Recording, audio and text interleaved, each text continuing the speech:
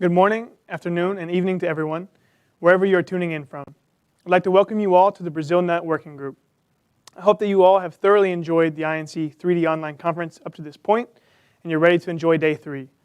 Before diving into the session, I want to extend a warm welcome to the INC Chairman, Michael Waring, and the entire Executive Committee who are with us online for this session. I would like to remind everyone that this session will consist of a 40-minute discussion between the chair and the panelist, and will then be followed by a 15-minute Q&A. If you're watching this session through the online virtual platform, you can find a Q&A button at the bottom left-hand side of your screen, where you can send any questions you may have directly to the speakers. The chair will attempt to go through as many questions as possible in the allocated time for the session. Today, we are joined by a group of industry experts on Brazil nuts, who will give us an update on the state of the sector, supply and demand, the next crop forecast, and much more. With all this fantastic information waiting, let's not delay it any further. Our chair for today will be Mr. Edward Dannon, Director at Voicevell from the UK. It's a pleasure to have you here with us today, Edward, so take it away. Thank you very much, Jonathan. This was a much easier commute for me. I didn't have to fly anywhere. It took me 20 minutes to get here, although it is a shame not to see everybody in person. I'd like to welcome you all to the Brazil Nut Working Group. Thank you for your attendance. And I'll start by sharing the screen so I can run through who everyone is and introduce you and talk about what we will go through today. So welcome to the Brazil Nut Working Group. As I have been introduced already, I won't go through myself, but alongside me on the panel, I have Jose Padilla, who's a commercial director at Amazonas Manitata Bolivia. He's also affectionately known as Pepe, so if we say Pepe during this meeting, you'll know why. There's Byron Muchaca, who is the commercial manager at White Line Peru, and waving at you very nicely. Chris Darlinger, the trader at APCO in Germany, and Dan Phipps, president and CEO of Red River Foods USA. So if anyone hasn't attended an INC anymore in the past, just to run through what we do here, this is, as mentioned, a group of experts, and we plan to run through the state of the sector. We divide that by talking about the supply side, so what's going on at the origins. Then we'll go through the demand side, what we're feeling from our buyers and from our own demands. And then we'll go through next crop, so what we feel like how's it looking for next year, basically. The first slide, as in any INC slide, is about the crop estimates and also the previous crop information. So just if you've not seen this slide before or information like this, the top part of the slide is is the in-shell basis for Brazil nuts, and the bottom part of the slide is for kernel. So we'll just focus on the kernel. This is about last year's crop on the left, and this is the projection for next year, for this year's crop. The beginning stock, in other words, is also called a carryover, the way I would call it. The crop is the crop for this year, and the ending stock is the carryover, which moves into the next stock, into the next year's crop. So the carryover last year was relatively minimal. There was a smaller crop than normal. The crop in Bolivia was relatively normal. So actually, in general, for 2020 to 2021 crop, in a very abnormal year for all the international pandemic going on, actually the export volume were relatively normal from South America.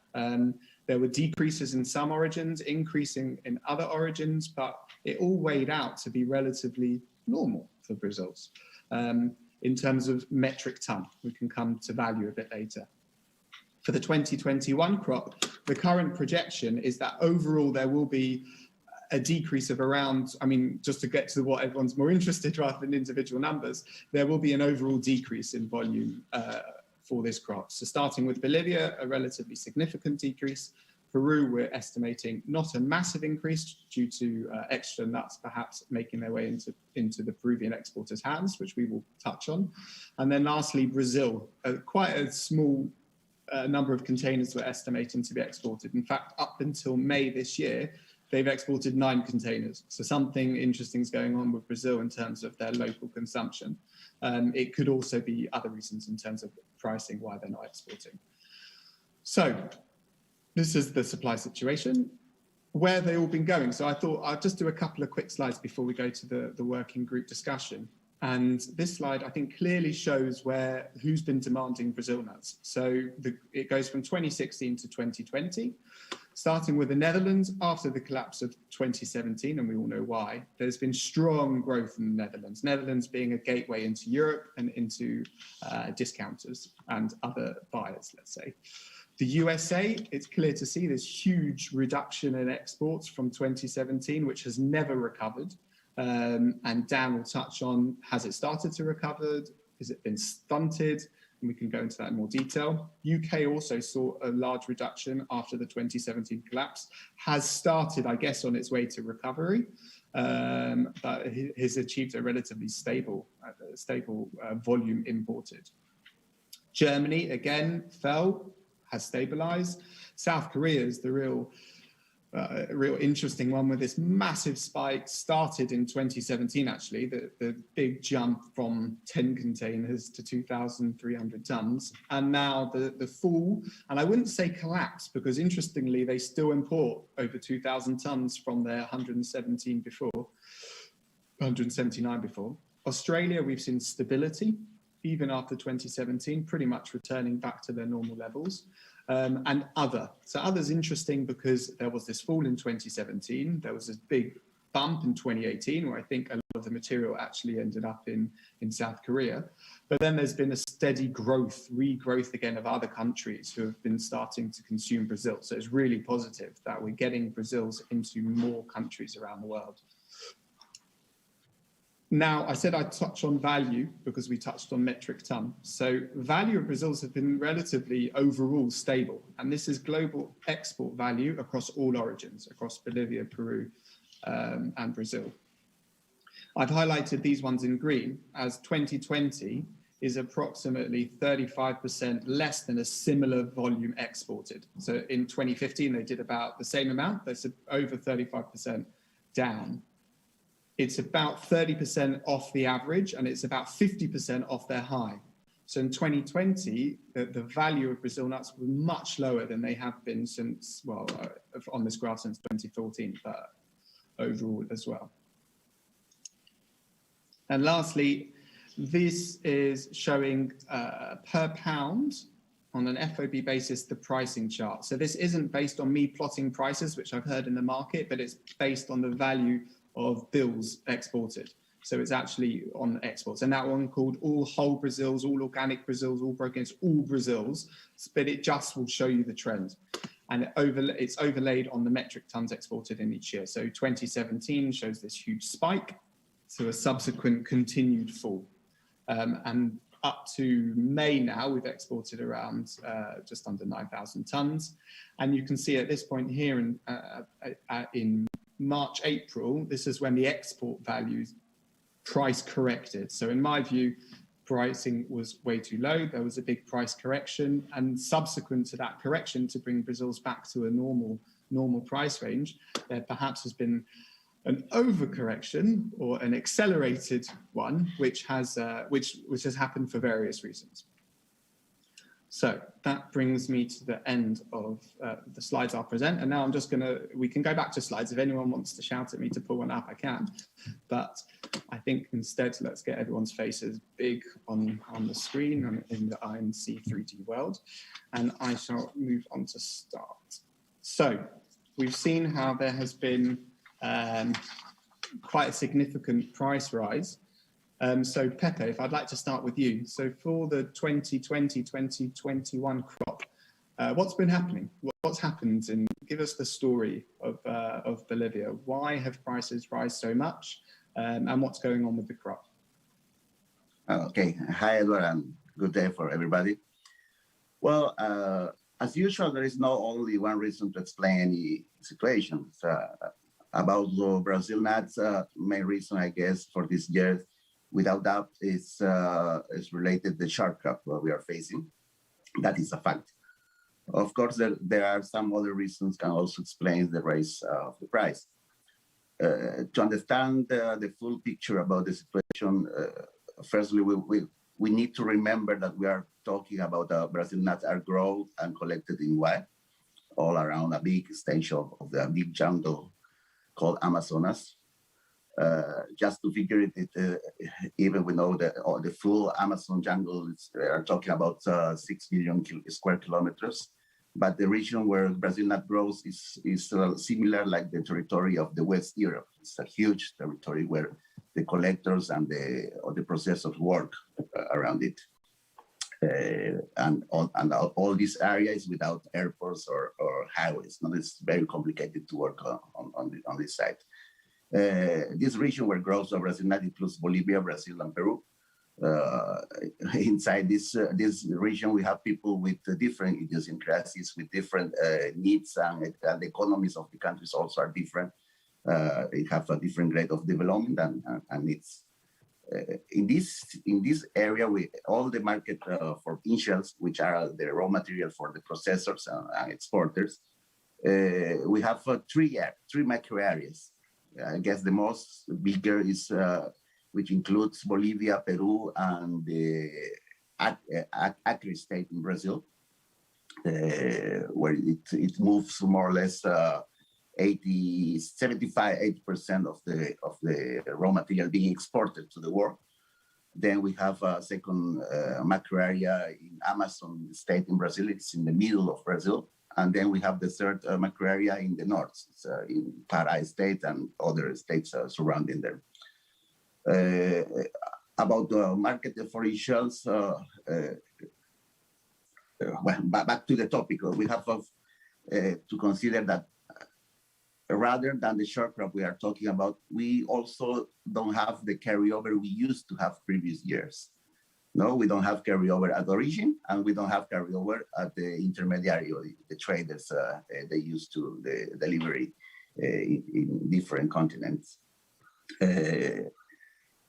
If also we analyze the structure of the price for the in-shell, for the raw material we use for shell nuts, you can see that the value of the in-shells have a big impact in this structure.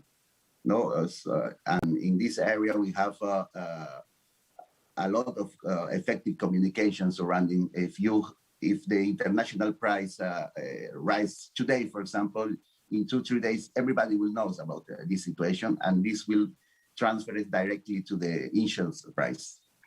No, so that's why if you follow, you and other follows mostly daily the evolution of the price, you see it's raising and raising and raising. It seems no with no stopping any day. This situation could be considered good, but there are some other new factors that are distorting this scenario, because these fluctuations in the prices last 4 or 5 years appear new traders, intermediary traders of in-shells, that they are looking only at speculation. No? They are not interested to process or to have other benefits than the speculation,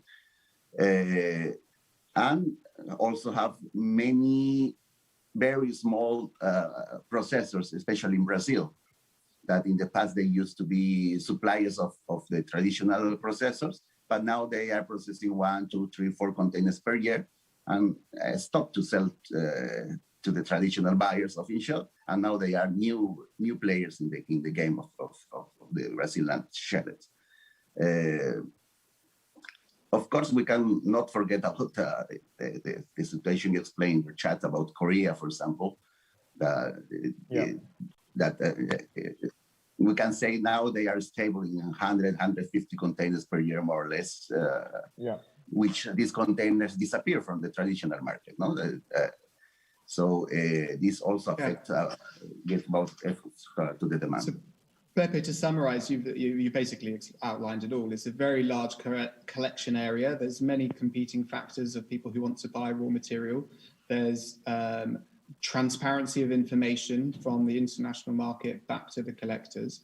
And you're giving your view because of your knowledge of both Bolivia and for your Peruvian facility too. But I think Byron, as let's say a relatively newcomer, because I think others are 20 years or plus more, as a relative newcomer to the Brazil nut market, specifically in Peru, what's your approach been to sourcing? Because what's your approach been to sourcing? Hello, everybody. My name is Byron, representing White Lion Foods in Peru.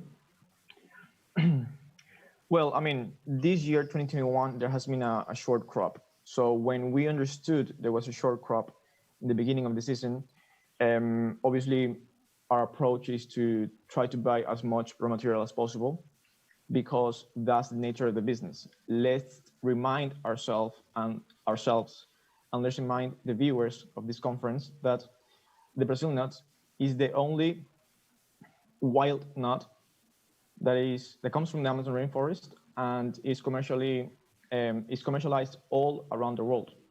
So there's a finite raw material for this. So obviously, when we understand that there's a short crop, we obviously try to buy as much as possible and early as possible.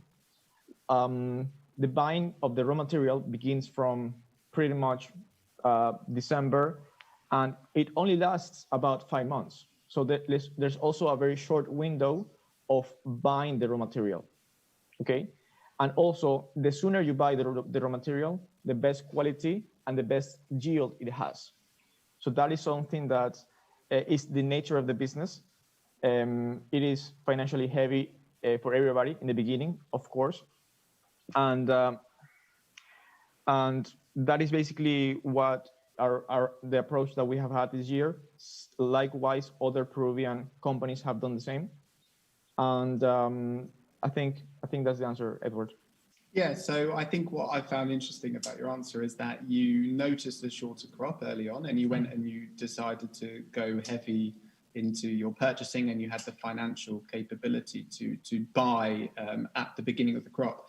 I think from the information we were being fed back was that the Peruvians this year were more active than previous years in certain regions. And Pepe, I wonder if there's any, is that of interest? Were there unwritten rules of which regions were covered by which people? And have that now disappeared? Are we now at a state where everyone buys from everywhere? Sorry, you're asking about if the raw material disappear or not? Or?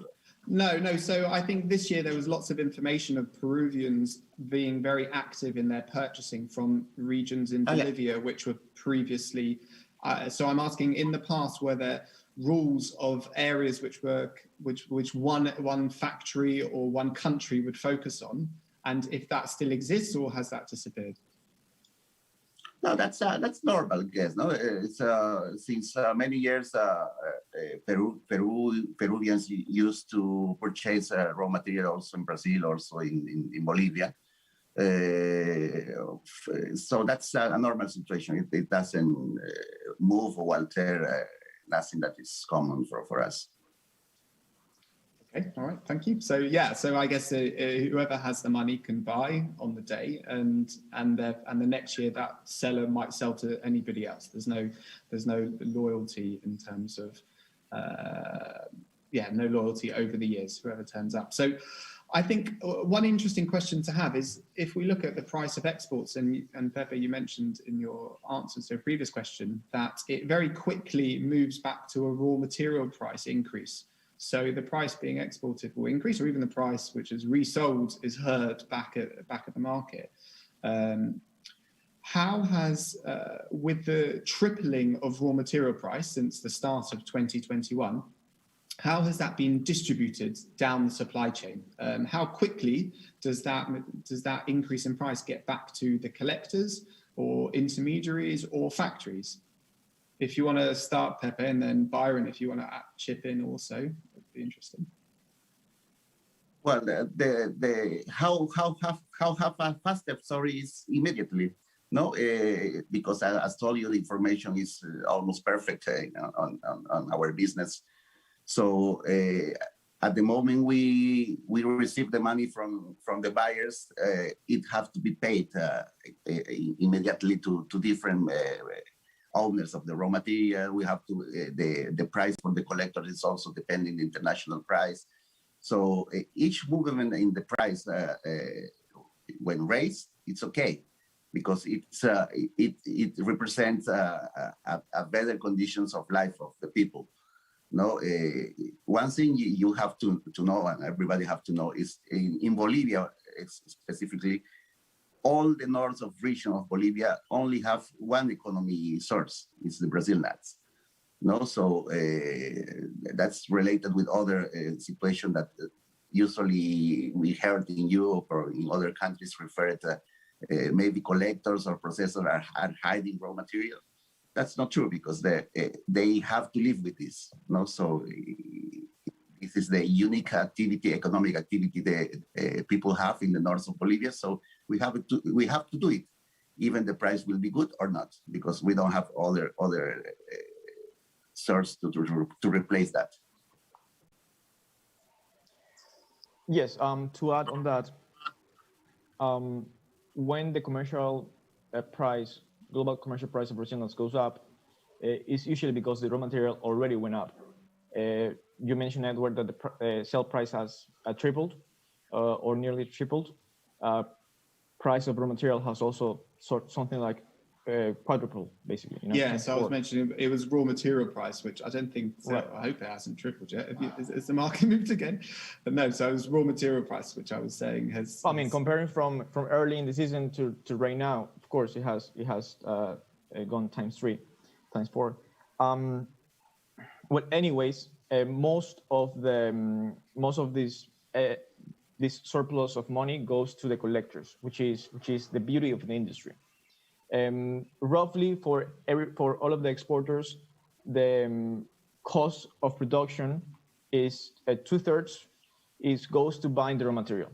Yes, sometimes you may buy from the intermediary, or sometimes you may buy directly from the collectors.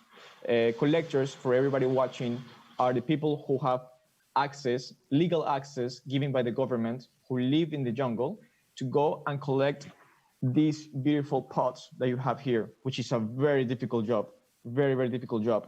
So you have to go to the jungle, collect the pots, open the pots, crack them open, and hopefully sell it to a company like White Lion in Peru, even if you're in Bolivia or Brazil. And anyways, so that is the economics of the Brazil nut inside. Like Jose mentioned, the industry of the Brazil nut is super important. It is also a sustainable industry. It's not like other industries in the Amazon rainforest, such as oil, cutting the wood, mining. All of that is not really sustainable. You see, the other industry that is sustainable is tourism. But as we understand, tourism has gone nearly to zero in this couple of years back. So Brazil nut industry has become way more important than ever before, probably.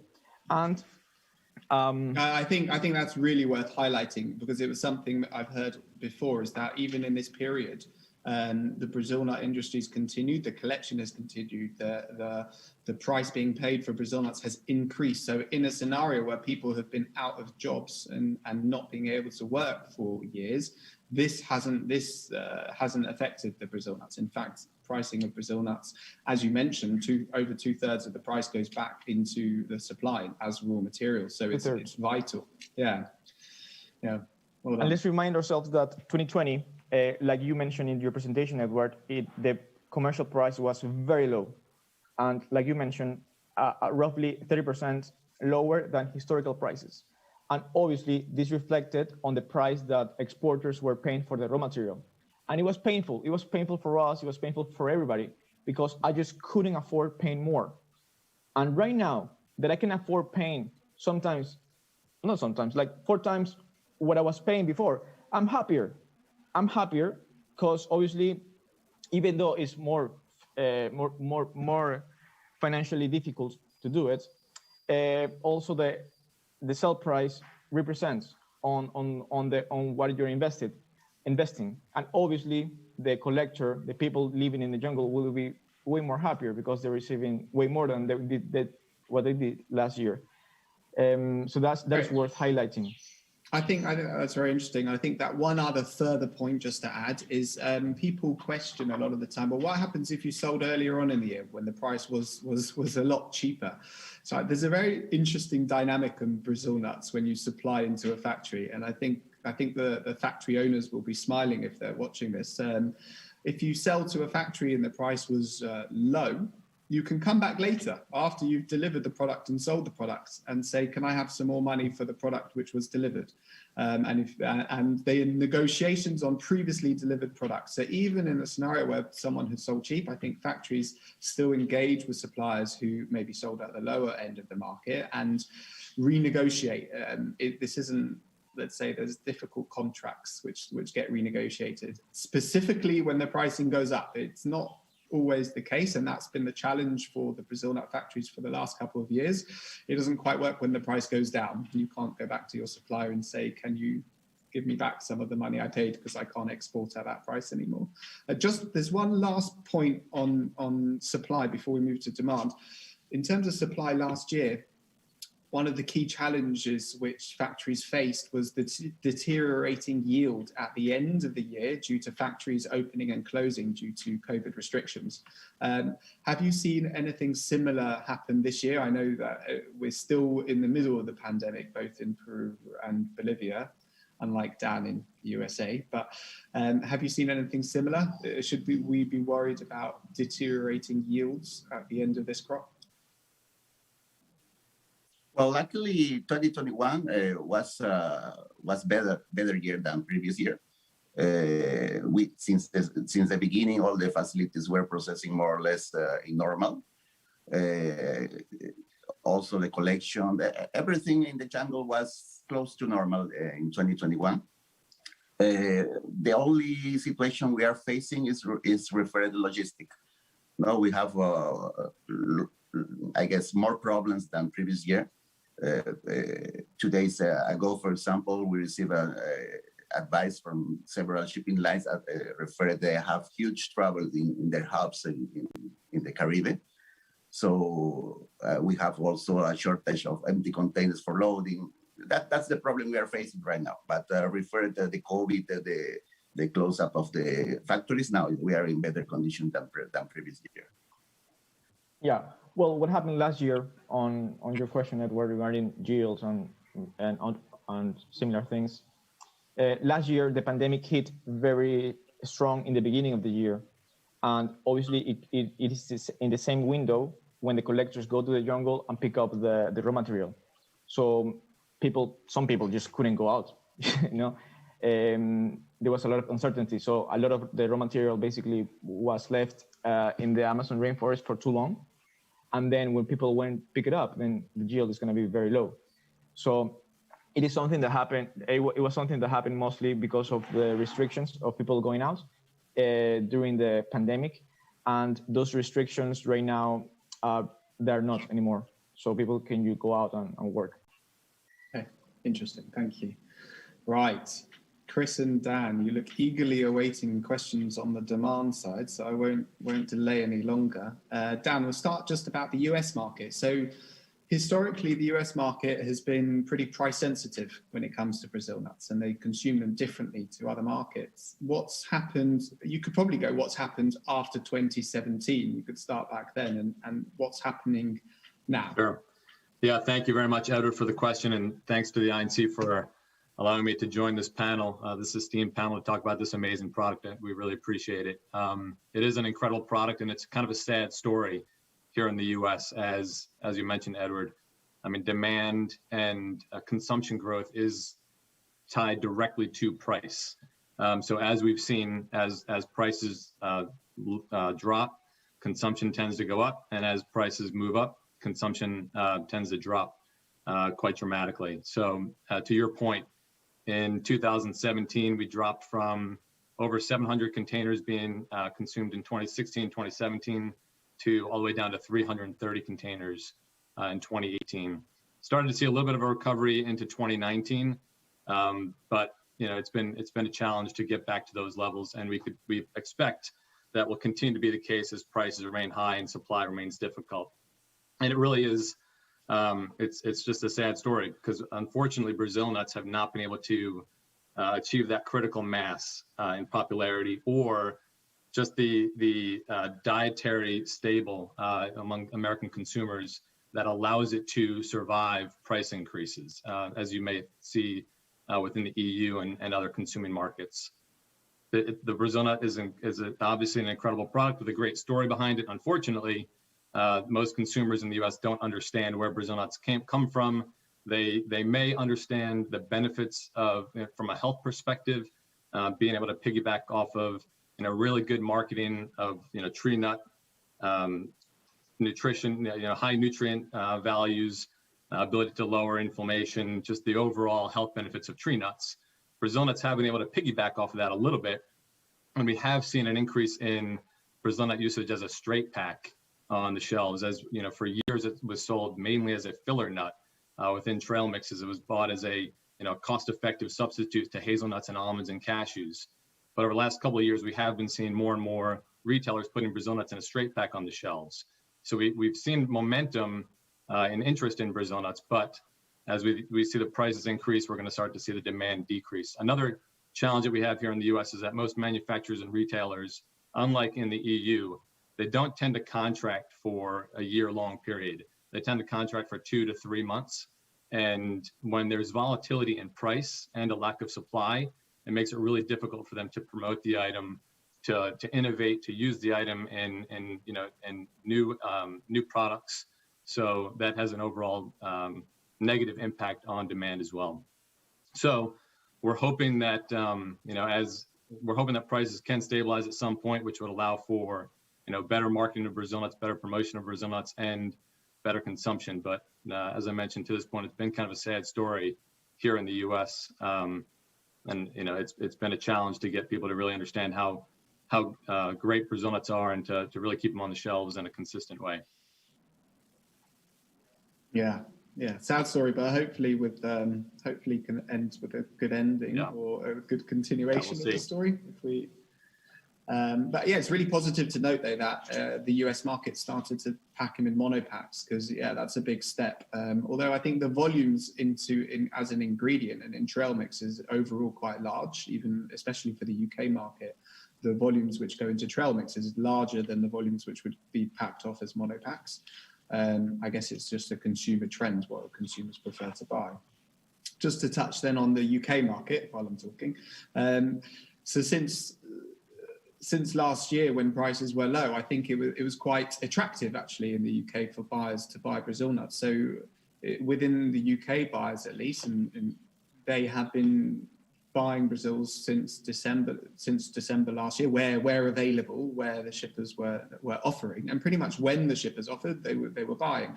So we were starting to feel a recovery into the UK. So in the previous graphs, I showed a small recovery. I think that would have accelerated into 2020, 2021 now, where we would have seen more growth in the UK. Actually, even with pricing now, I think that if buyers look at their average price of Brazils, because they bought it at such low levels at the beginning of the year, they still have a good average in terms of the last few years. So I don't foresee a need for price on shelves to start to increase, which is the most important thing for demand. Because, okay, we talk about demand from users, but actually it's the person who buys it at the shelf, and it's the price they get, which is the most important price, because we want demand to remain stable and grow.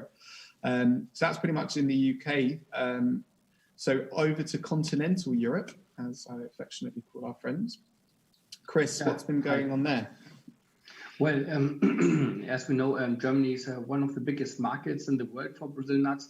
Consumption here is definitely different than in other parts.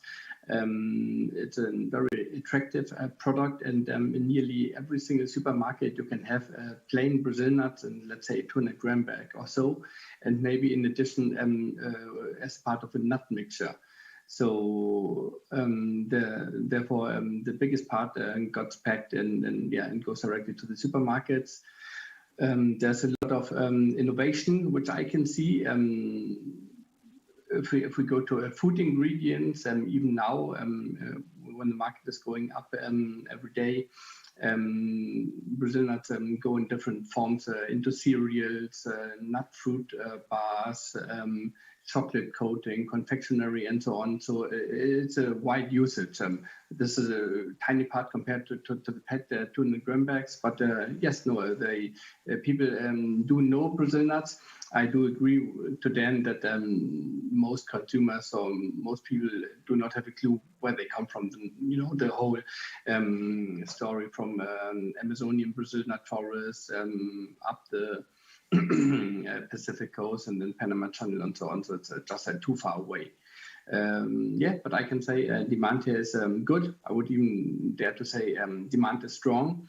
We had this big drop in 2018, but we did fight ourselves back to current levels, which are the pre-17 demand. It got really struggling this year to buy Brazil nuts from January on. It was really difficult for me to serve customers, and many people were withdrawn, many sellers, and it makes no sense to sell, and then run out of stock and cannot be replaced anyhow. So this situation is still going on, and there's still much business to be done. Thanks, Chris. I think one point which both you and Dan have mentioned, and Byron has mentioned, and Pepe, we all were mentioning that Brazil nuts is an amazing, sustainable, environmentally friendly, wildly collected Brazil nut. It's incredible if you look at its supply chain. It's from a beautiful area. Its journey over the Panama Canal, like it has lots of beautiful pictures in all of our minds. But one question which we have, and Byron has, is how well promoted is that to the consumers, and how many consumers do you think are aware of that? And just on Dan's point, I noticed that the monopacks in the USA look to play on that. That's the stuff which I've started to see. So I'm wondering, overall, what's your view about that knowledge within the consumers? Yeah, I mean, here it's just beginning. That story is just beginning to be told. And I would say, like, if you walk down the street and you ask 10 people, you show them a handful of nuts and you ask them to pick out the Brazil nut, they'd struggle to do so. And then if you ask them, okay, where is it grown? Most wouldn't even be able to tell you that it's grown on a tree, let alone that it's grown in Bolivia, Brazil, Peru. So we have made efforts to try to tell that story to our customers, who then in turn try to tell it to the retailers, and then so on to the consumers. And there is some momentum around that, because I think more and more retailers are recognizing that there is value and benefit to promoting these amazing stories, particularly among the younger generations. So your millennials and Gen Z consumers, they're starting to demand that they are buying product from ethically sourced, sustainable food items. So there's an amazing opportunity to continue to promote Brazil nuts to U.S. consumers, because there's a yearning for it and there's an interest in it. But to this point, the story hasn't been told maybe as effectively or as thoroughly as it could be told. So hopefully we'll have some momentum around that. The challenge, of course, will be, can we then get our hands on enough Brazil nuts to then satisfy that demand? So it's a challenging cycle to this point, for sure. Yeah, it's a really interesting point about the next generation. Maybe my generation also, hopefully. I'm too old. God, I'm already a little younger than you, yeah. Still being really interested in where their food is from. I think that's the thing, because if you ask most people on the street, because I know we're talking about Brazil nuts, but if we ask someone where's a cashew nut from, wouldn't know. And if you ask someone in India where's an almond from, they would say in India. So it's like people are really focused on what they've known to what they know, and I guess the younger generation or new generations are focused on learning more and being really engaged with the products and the products which they eat. So we don't have too much longer, so I'm going to move. There have been some questions coming in, so we will get some questions in the Q&A. But so if you have some questions and you're watching, please submit them. But we're on to our last section now, which is next crop. And yeah, the next crop. So there's lots of really positive information, which I've been getting, so about the pods on trees. So just to explain the next crop, actually, it's a really interesting factor that Brazil nuts, when you are harvesting one year's crop, the visibility of the next year's crop is already there. So there's very little scientific studies done on the next year crop, but because people are in the forest collecting a crop, they already get a visibility of how things will progress in the following year.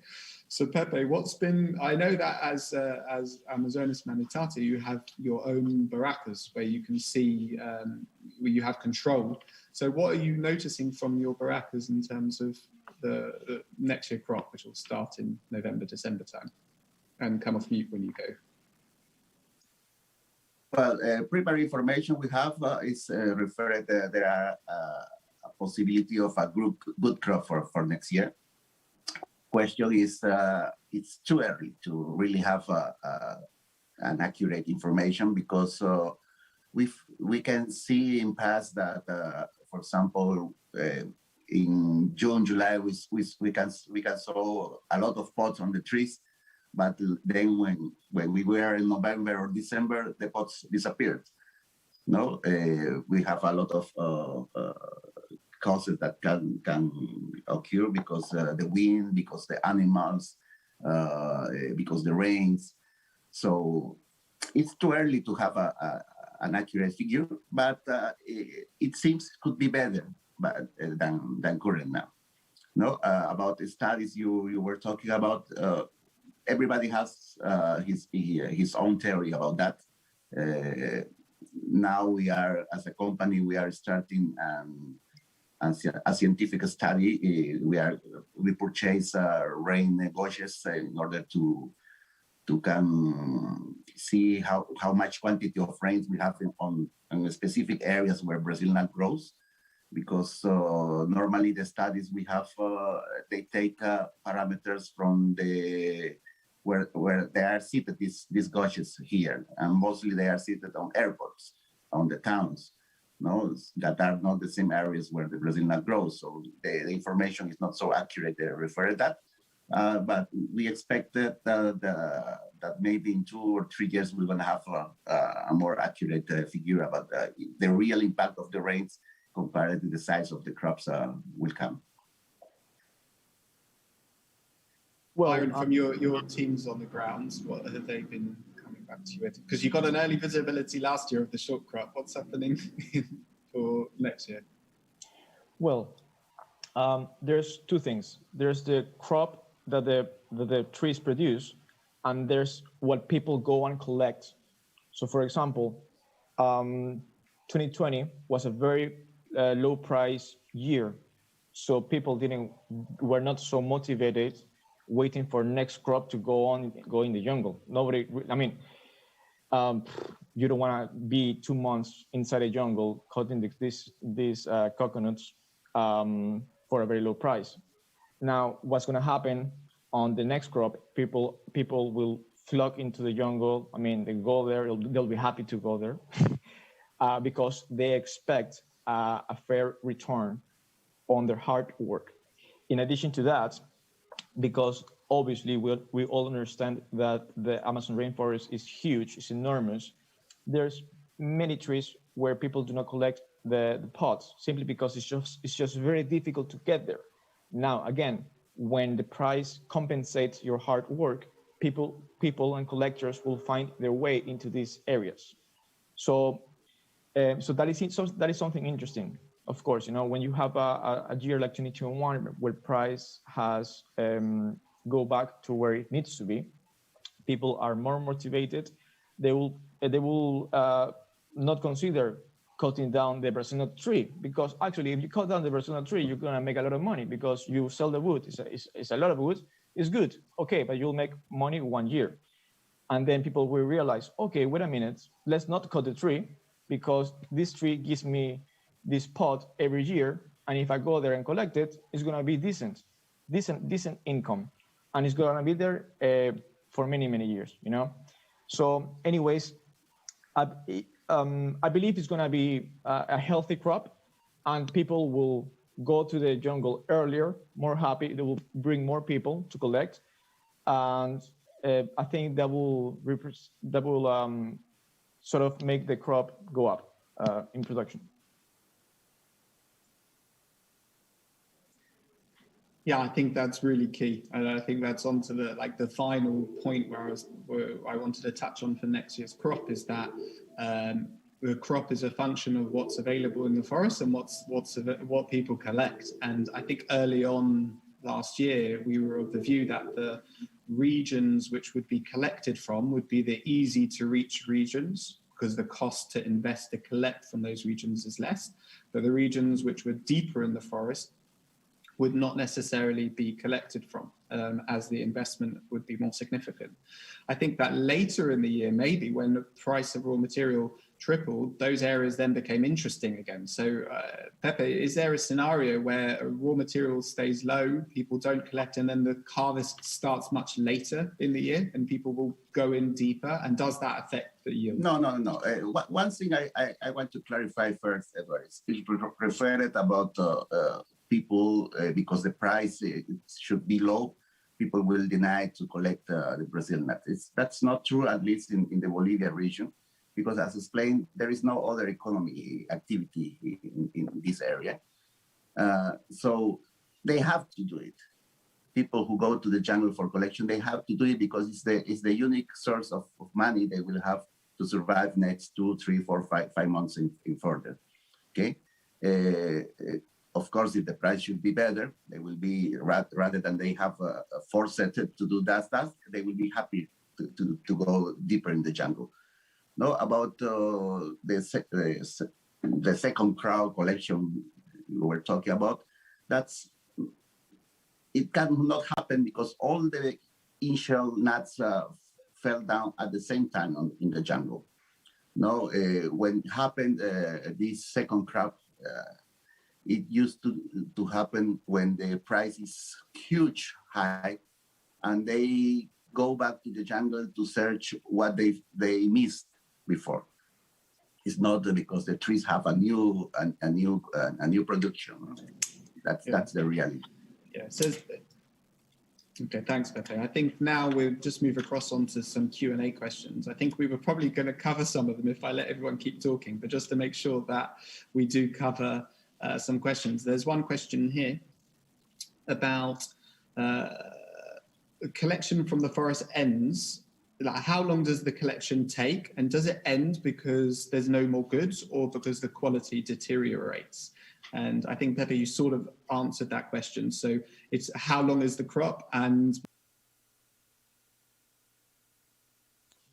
well, crop usually goes from late December to late March. That's where the period of time when people used to go to the jungle, collect, and then go back to towns.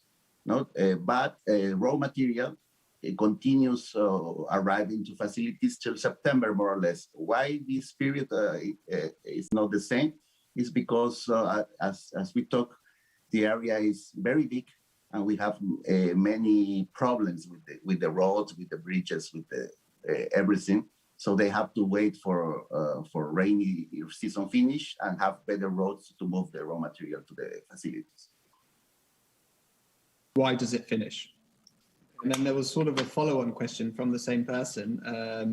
Are collectors, because raw material price has been moving up, are they holding stock and gambling that it's a short crop? But is the crop really short? Is the follow-up question. Well, Why don't you answer, there are Byron? many types of collectors, small ones and big ones. Yes, there are some intermediary people that have good financials and they can sort of hold. However, they can't really hold too many sort of containers worth of raw material. And in addition to that, what maybe 95% of collectors do is they pick up the raw material, they have it ready, and they try to sell it in a reasonable time, because usually if you hold the raw material and it's not properly stored, then the yield will go down. And the way companies buy raw material is that we do a quality check on the yield. So we crack open 100 kernels, and we expect that 90 of these kernels are in perfect condition. So if that's the case, then we go and pay the top price available. If, say, only 85 kernels are in good conditions, then we as a company take a decision on to buy these products, but we will penalize a percentage of the top price and pay a little bit less to the person that brings the raw material into the factory because the yield is lower. So you have that everybody understands this. So sometimes it's better to sell the raw material in perfect conditions, so you don't get penalized on a small percentage on the pricing. So I hope that answers the questions. Yeah, thanks. I think the key one is that it's very expensive to sit and hold so much stock. So it's unlikely that if someone it wouldn't be at volume. So it is likely to be a short crop and not middlemen or intermediary or even collectors holding back raw material. Dan, you'll be pleased to note there's a question for you. You touched on it earlier about, well, we spoke about the price elasticity of Brazil nuts. So the question is, are there any marketing campaigns showing the health benefits of Brazil nuts? Or let me read it in case I get it wrong. Are marketing campaigns showing the health of Brazil nuts the only tool we have to fight price hikes and have consistent consumption? That's a great question. You and Chris might be better off answering that one since you've been able to achieve this apparently in the EU. But I think here in the US, it's not necessarily just that the prices, that the prices are higher so consumption falls. It's more about the volatility in the price and the volatility in supply. So retailers and manufacturers are going to promote what they have confidence they'll be able to source for the next 6 to 9, 12 months. So if they don't have confidence that, number one, they can get the supply, and number two, that the price is going to be stable, they're going to be less likely to promote that product and tell the great story associated with this item. So the story won't get to the consumer, by way of the retailers and the manufacturers, unless they've got the confidence that they're going to have access to the supply. So it's kind of like a chicken and eggs kind of story here. Yeah, it really is. Yeah. Like you want to get them to list it first with the promotions, and then it becomes price inelastic once it's on the shelf. Absolutely. Because we have seen there's other items, pine nuts, macadamia nuts, they're high-priced items that maintain their demand, despite those higher prices, because they've become staples in diets for some people, and people understand the health benefits of them, and and they know that they can go to their store and get it every single week. And the price might be a little bit higher over time, but they've kind of built that into their budget, and they understand, okay, well, I need to continue to put my pine nuts in my salad. Price is up a little bit today, but it's become part of their routine.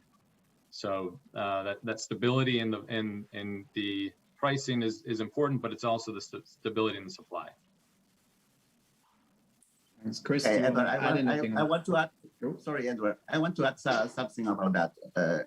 Okay. In 2022, we're gonna see on media maybe the first try to communicate this great history about the Brazil nut for the retailers, for the customers. So we're gonna see if this will be a point of inflection for Brazil nut or not. But I guess will be the real first try to communicate this.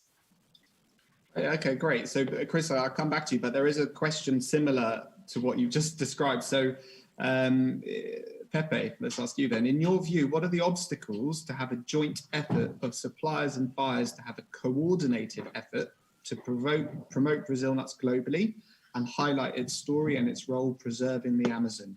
So what are the obstacles into doing what you've said is being done?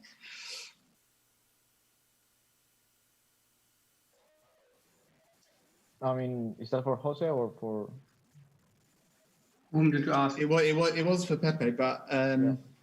I have. Pepe, so you've spoken about a promotion in 2022 of Brazil nuts. So someone was asking what are the obstacles of doing a joint effort promotion, and watching the video which the INC did as the start of this, and also other promotions which the INC is doing. It's not to say there aren't any being done by the INC. We're thankful for that, but there's also the question of what could suppliers maybe do better and what could Edward, suppliers- I'm doing this since 10 years here in Germany, and I'm not seeing any promotions for Brazil nuts. I'm very sorry to say this. I would wish that there's more activity on this, but yeah, people still do not know where this product come from.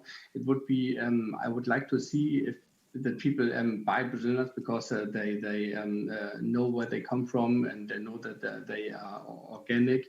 And have a good nutritional values, but yeah, unfortunately, this is not the case.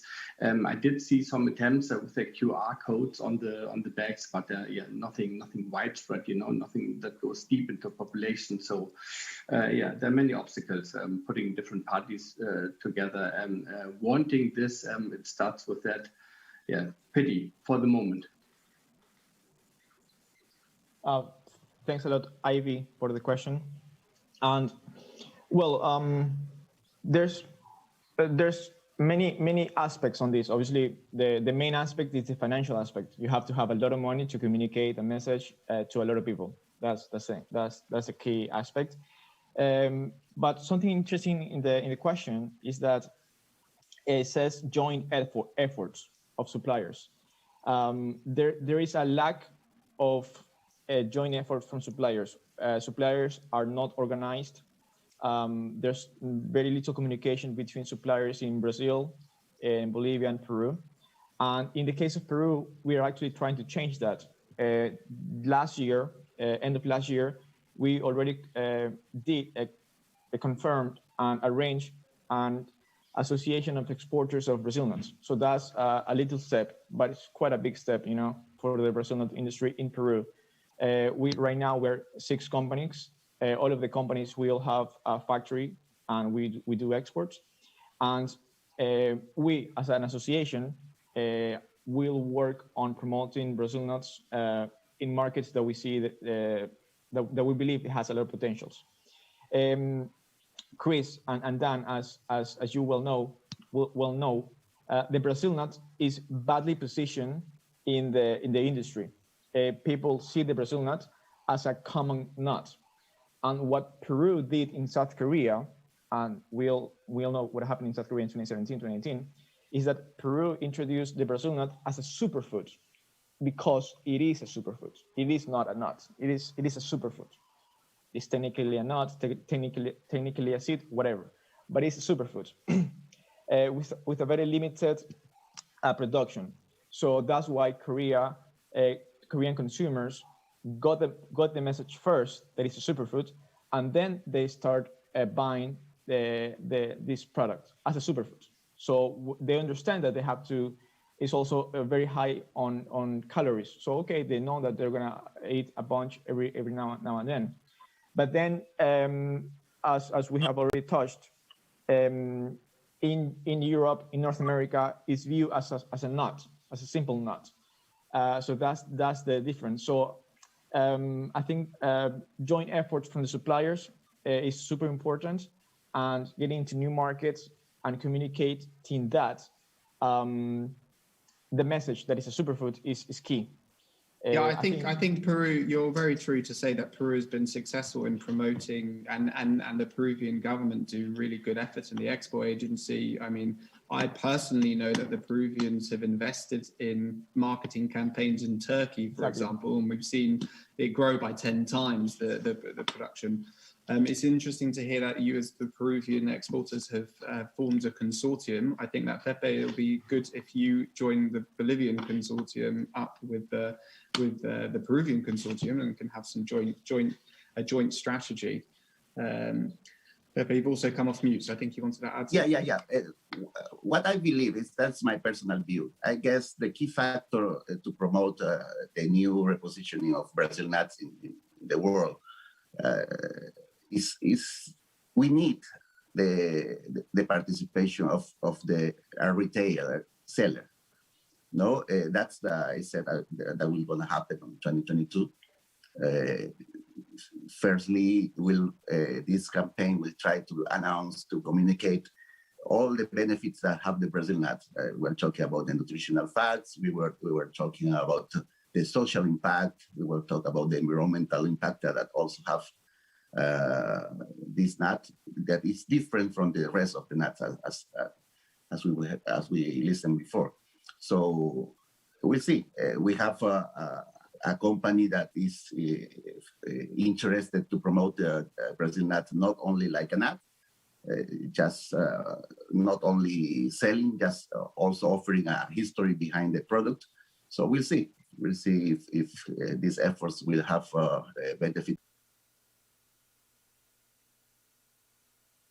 Thank you very much. I think that's a real positive note to end on about the future. Brazil nuts looks bright. We will promote it. We will pivot it into a superfood, which I am full-heartedly against. It is a superfood. You're right, and we all enjoy consuming them, and the rest of the world should too. Jonathan, I can invite you back in to close this working group. Thank you, everyone. I would like to close the session by thanking Edward and our entire panel here today for presenting an absolutely wonderful session and for taking time out of their busy schedules. Also, a thank you to everyone in the audience who joined us. Please remember that this session will be published in Netflix, so you can watch it on demand as well. Coming up next, we have some sponsored sessions, one from Tomra Foods, one from Touchstone, and one from Wolong. So stay connected. Thank you.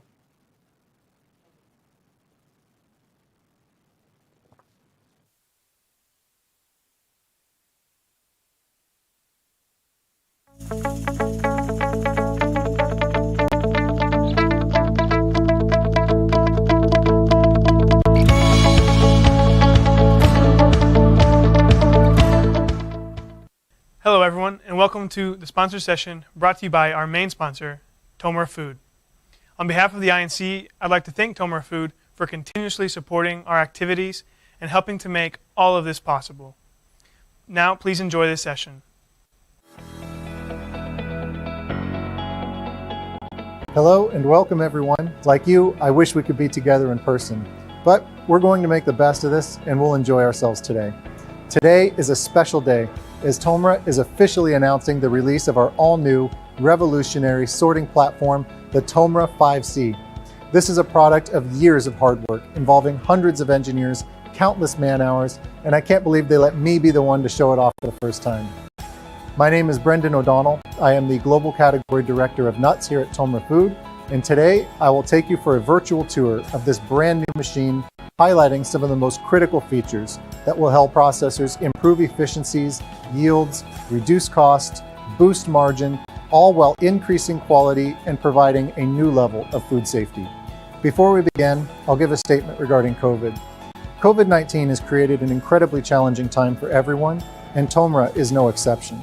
We offer our thoughts and prayers to everyone who's been impacted by this pandemic. Tomra continues to work very hard in these new normal conditions, and we recognize that processors around the world need our support today more than ever before. We are here to help you, and we thank you for your continued support. Our agenda today is really all about the Tomra 5C. I'll give a very brief company introduction for those who may not be familiar with Tomra, but I'll save the majority of our time to go through the new features of this incredible machine. So Tomra is the largest optical sorting company in the world. We have more than 4,500 employees and roughly $1 billion in revenue. Our business is split into two main categories. You have collections and you have sorting. Collections is how Tomra began in the 60s in Norway. This is when you have an empty bottle or can and you put it in the machine and it kicks out your 5 or 10 cents that you can spend in the store. You're probably all much more familiar with the sorting side of our business, where we have recycling, food, and mining. In this case, of course, we'll be talking about food. Here at Tomra Food, we have over 1,400 employees. We have 32 offices globally, and we are local on a global scale. What I mean by that is that yes, we're the largest optical sorting company in the world, but we also have offices and support staff in all nut producing and processing areas of the world. With support staff, service engineers in all production zones, this has been incredibly important, but COVID has highlighted this even further. Many customers have needed maintenance, PMs, service, adjustments, and even with all these global challenges around travel restrictions, we have still been able to support our customers with local staff and keep you running. We have continued to grow our field service engineering team, with field service engineers growing from 95 in 2017 to over 165 today. So that means no matter where you are in the world, we have somebody nearby that can support you. And finally, just a small piece about what makes us tick. We have responsibility, innovation, and passion. Responsibility to us means operating with ethics and integrity, which is why we support initiatives like INC's Save the Children campaign with Nuts for a Healthier World, which has sent tens of thousands of nutritional treatment to children in need in Mauritania, South Sudan, and Bangladesh. Innovation defines us. We have in-house development of sensors, software, and IP to allow innovation to expand beyond our 400 engineers contributing to R&D. We partner to solve the issues of our industry by working closely with our customers, partnering with leading R&D institutions and universities. Further, our expertise in sorting technologies, from mining to recycling to food, allow us to share ideas and innovate across these platforms. Of course, TOMRA has a passion to make the world a better place. Through TOMRA's Circular Economy Group, we are collaborating with the X-Expedition, which is a series of all-female scientists sailing voyages, leading exploration into the impact of plastic and toxic pollution in our oceans. I want to mention our focus because I think it's important that you know that we are focusing on the things that are driving your business and the things that are driving your business crazy. We know that labor is one of your highest costs. It's volatile, it's inconsistent, it's hard to find, people get sick, they get tired. All of this was highlighted this year more than usual. Food safety is constantly adding tougher standards. We build our machines with hygienic seals around optical boxes, no flat surfaces for water or dust to collect. Our machines are easy to pull apart, get inside, reach product surfaces for cleaning, meeting SQF BRC or any other GFSI accredited food safety program. Quality demands are always getting tougher. Low FM used to be 20 parts, then 10 parts, then 5 parts. Someday, there will be a zero tolerance for foreign material, and TOMRA can help you get there. For operational efficiency, we have to recover everything. You cannot afford to throw away or lose good product in the garbage bins, and TOMRA can help you do that. Storage is critical. There are more and more almonds being produced. We need to get them stored. We need to get them shipped to our customers faster, run them faster, pull out defects faster, get the garbage off the property faster, and free up bin space for your products. And removing guesswork. This is where TOMRA Insight will really shine. We need more data. We've heard you tell us 1,000 times. We need more data. We need to know what are the machines seeing? What defects are they seeing? What is the quality coming in? How fast are they running? What are our operators doing in the middle of the night? TOMRA Insight helps provide an answer to all of this. And now, without any further delays, I'd like to introduce to you the TOMRA 5C.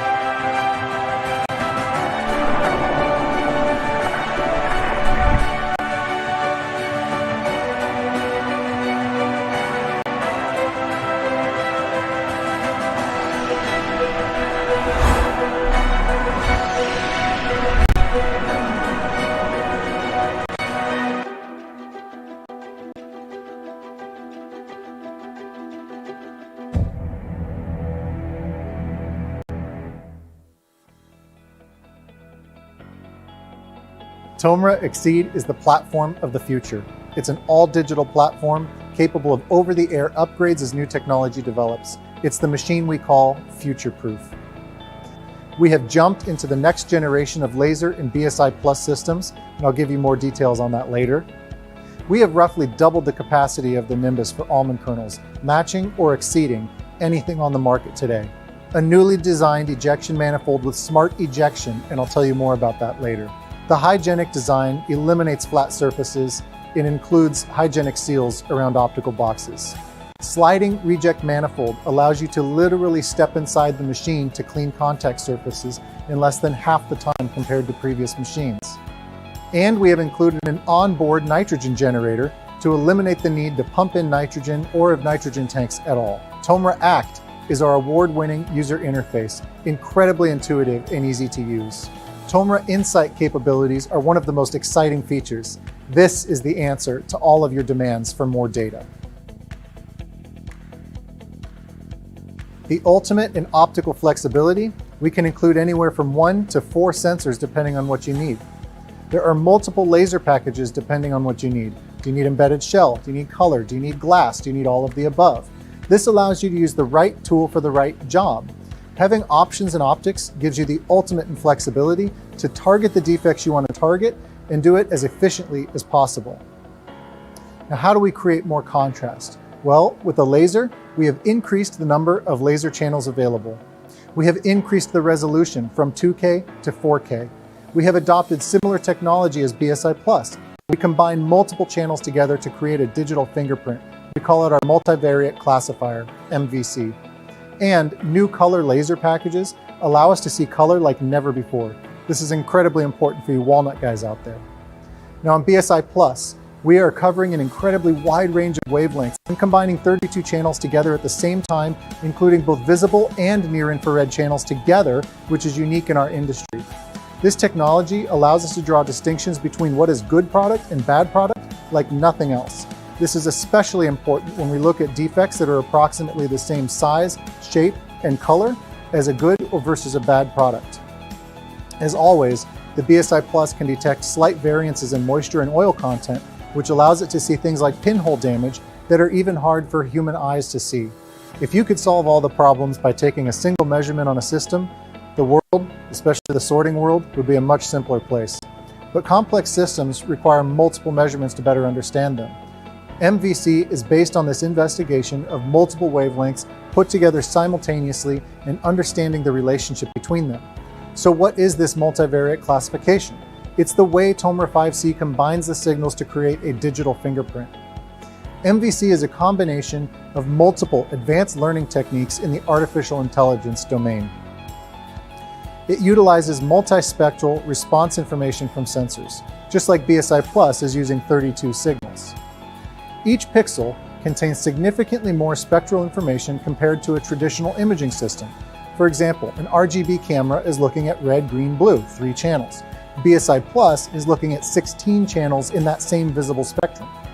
This moving image is showing the way that 3 signals are being combined together. So you have to try to understand how does that look when you're combining 32 different channels together. So on this slide, you can see multiple products and you see the way that we see them with the human eye.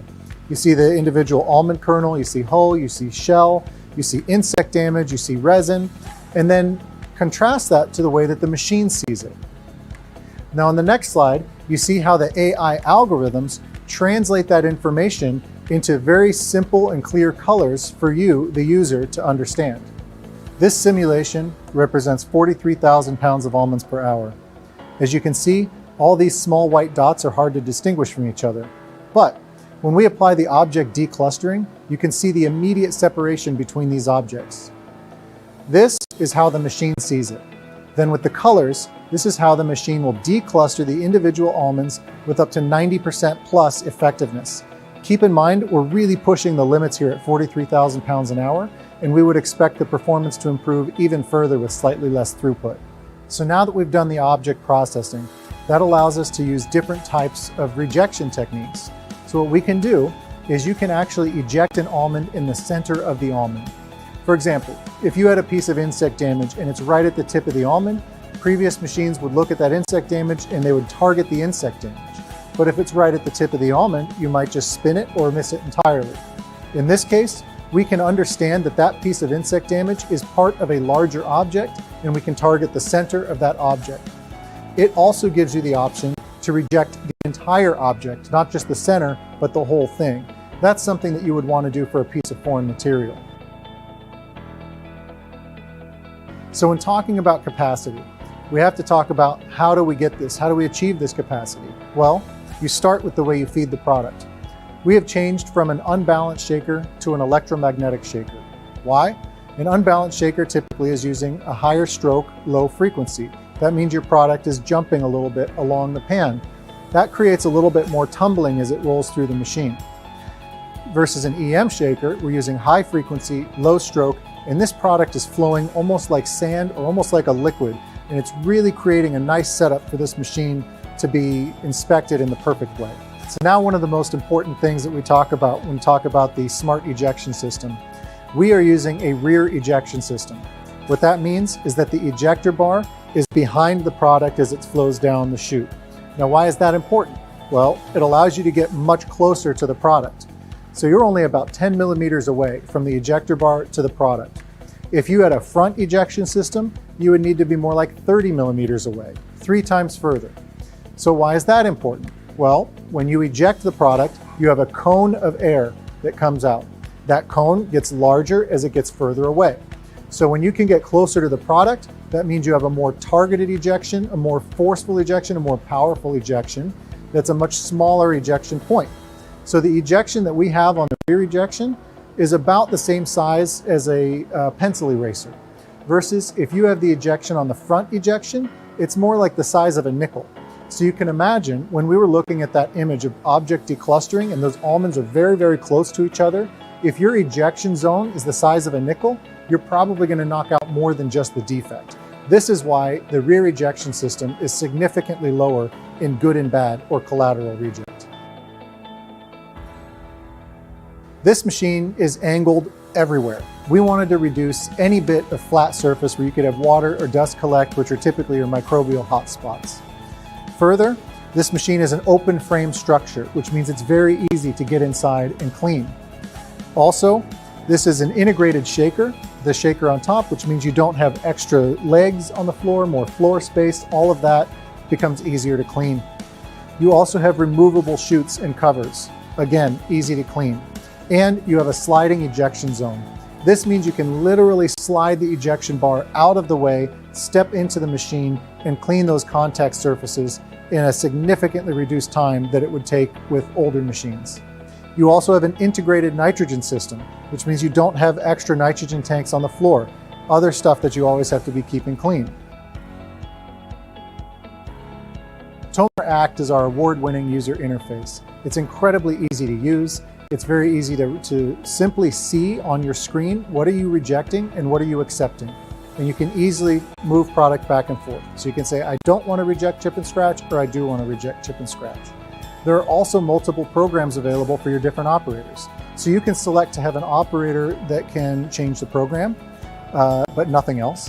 You can also have an operator be able to make adjustments to a program, so make it more sensitive, less sensitive, or you can have an operator that has the full range of being able to add new products, create new programs entirely. Tomra's one-click classifier is one of the coolest things about this machine. As you go through the process, you'll first come to a screen that explains what it is. Then you'll go to grab an image. Third, you'll go to mark and classify the images. You see what it looks like with the AI filling it in. You're allowed to fine-tune it and focus on the aggressiveness, and then see what that final result will bring you. Now we're on to the Tomra Heartbeat. This is a really interesting way to how well your machine is working. On this first slide, you see what it looks like when the machine is working exactly as it should be, all green lights. On the second slide, you'll see that this is what happens when there's a problem. So in this case, it says there's an issue with the BSI. The third slide, you can open up that issue and it'll give you more details. In this case, it says there's a problem with the lamp. And in the fourth slide, it'll tell you what you need to do. What are my next steps? How do I fix this?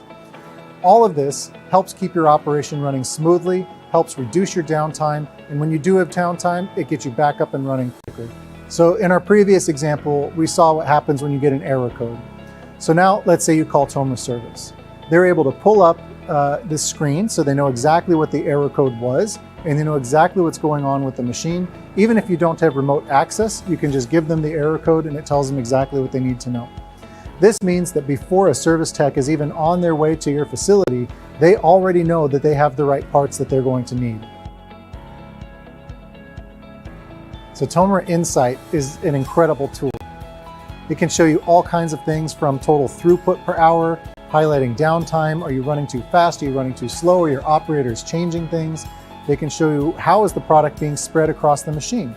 Is it equal across all the scan zones, which helps with capacity and accuracy? It can give you real-time QC information, number of pieces of shell, pieces of insect damage, anything you want to know as it's entering the information for every single nut, not just a representative sample. You can also have cascading machines one after the other to be able to tell you how well the machine before it was operating. From TOMRA Insight, you can also see the spare parts and reorder parts directly from the machine, helping to reduce overall downtime, knowing exactly what parts are required. You also have access to the information that's in our own system based on your machines. That means you know when was this machine last serviced, what were the parts that we needed last time, what are anything else that you want to know about your service history, it's all in there. So what about security with TOMRA Insight? Well, the data security is built on Microsoft Azure, which is the same level of security, the same platform as your Microsoft 365 accounts, which means all your company emails, presentations, spreadsheets. We made sure that we used the highest level of security for this platform. Well, it's incredibly difficult to get through everything that I want to discuss with this incredible new machine, and it's entirely impossible to do so in 20 minutes. However, we would like to invite you to come to our demo hall in person or virtually as you prefer to get up close and personal to the new TOMRA 5C and see what it can specifically do for your operation. Our virtual demo setup has multiple cameras with the in-feed, the out-feed, the accept, the reject, and even the view from the engineer. We would love to have you join us. But thank you so much for your time today.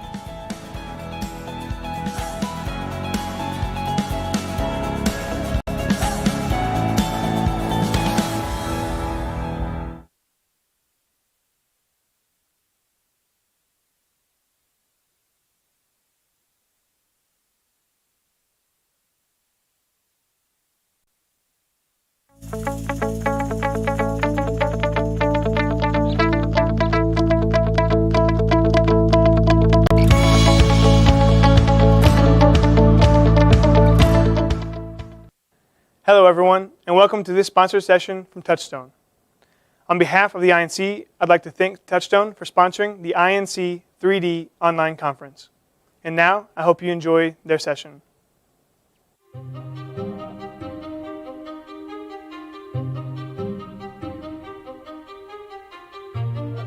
Touchstone Pistachio Company is absolutely thrilled to be a general sponsor for this year's INC. It has been a challenging year, to say the least, and I think I speak on behalf of all of the industry when I say, coupled with the global pandemic, the supply chain disruptions, and unfortunately, looming drought conditions, this year in particular has been a year like no other. The Touchstone's ownership has repeatedly said they have three priorities. It's growers and farmers, it's workers, and then it's customers. The ownership has made no qualms about these three groups being their core focus. It's in that mindset that our mantra, Forward Together, was forged. The idea that at the end of the day, you can be a great processor, but you can't do that without a good grower. You can sell to all the customers in the world, but if you don't have good quality product, then what are you really doing? What the ownership here at Touchstone is trying to do is bring all those things together, right? And change the industry moving forward.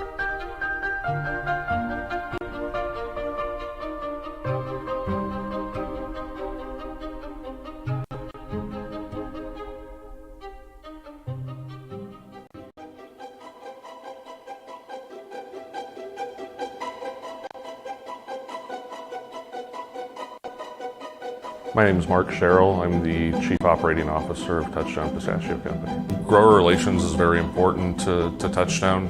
We really believe that a one-to-one, one-on-one relationship, meeting with our growers regularly, discussing different farming trends, different farming practices that may help them in the future.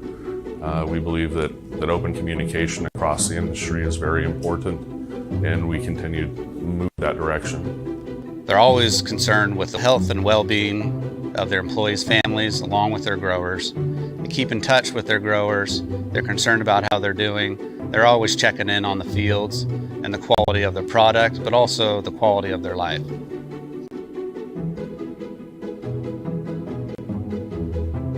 Touchstone's performed well in 2020 with the many challenges with shipments and cargo containers.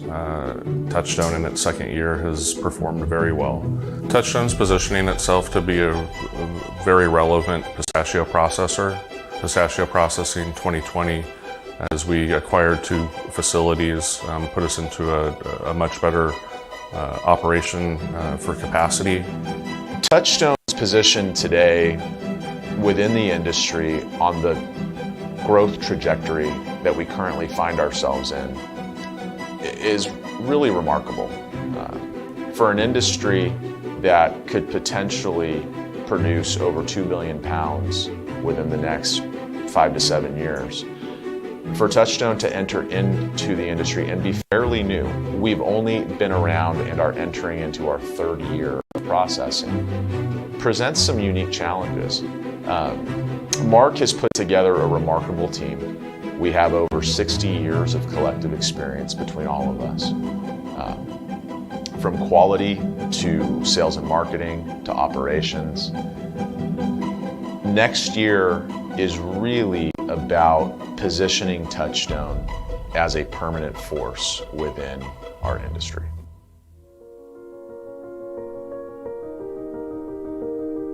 So 2021 is providing us an opportunity to continue to bolster our operations and be a leading processor for both our growers and our customers. On the heels of a global pandemic, 2021 will present its own unique set of challenges. Primarily on the farming side, we are in another unprecedented drought situation. We've been preparing for drought conditions for a long time. We've always monitored our groundwater pumping, our surface water sources, and we know how to adequately combine those resources to produce a high quality pistachio crop. We are positioned well as a team to overcome these challenges, as well as any future challenges drought related. Our farmers here in the San Joaquin Valley are no strangers to those types of hardships. The ownership at Touchstone has positioned itself very, very well in terms of contingency planning in dry years. We feel that with adequate uniformity between males and females, the 21 crop will be of excellent quality from all varieties, including Kerman and Golden Hills. Following the peak shipment period in the fall, one of the most important things is the winter season. The winter season is critical because the pistachios require a certain level of chill hours. Optimally, in a perfect world, you want to get 900 hours. The observations our farming team has for the 21 bloom are very good.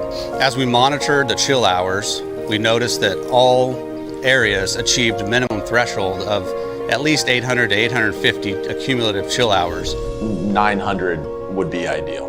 But in all honesty, 800 or above, that works. So when you look at chill hours for this past winter period, 2020 looks pretty good. From the bloom to the bud sets, overall, we're gonna see a pretty large crop.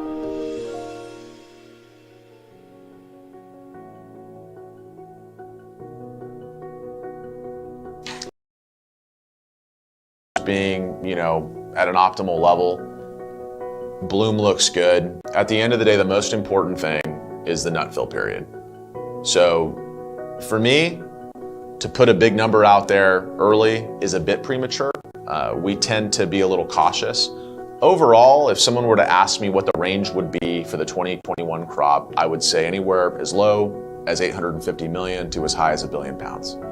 A lot of things need to go right, but at the end of the day, I think we'll find out more in July when folks actually get out there and they check nut fill. We have many individuals with certain expertise in all given areas. Collectively, our team has decades of experience farming pistachios.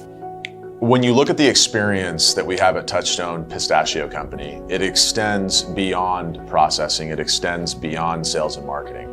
It actually extends all the way to the field. Clay Beck has been farming pistachios for over 2 decades.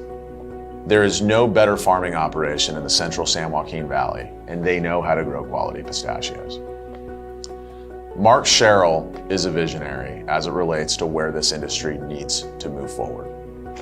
What Mark Sherrill brings to Touchstone Pistachio Company is a unique understanding of agricultural commodities. He understands that a commodity on its own is just that, it's a commodity. To really drive profitability, it needs to have a narrative. It needs to be beyond just a commodity. And that narrative is created through its growers, it's created through good farming practices, and it's created through good production practices. These are 3 areas that Mark has an enormous amount of experience in and has excelled in his career.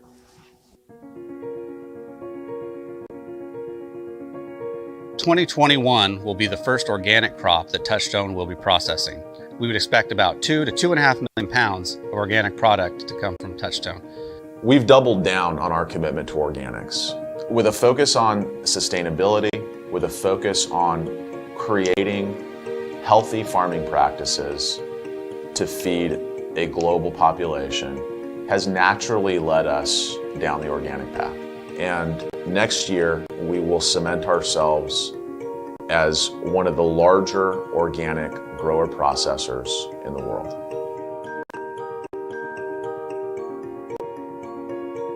Our farming teams are known for producing the best quality pistachios in the world. Producing a large crop for Touchstone makes me feel like I've accomplished something. It makes me feel great. It's all about producing a large crop, and that's what we're doing out here. Knowing that Touchstone is sending our product around the world makes our team feel good that our hard work and efforts to produce this high quality product are being recognized, and that consumers are enjoying the pistachios we produce. Touchstone's focus for the future is clearly to be a strong, quality-minded, great customer service business within the pistachio industry. We look forward to getting better each and every year and providing those services for both our customers and our growers.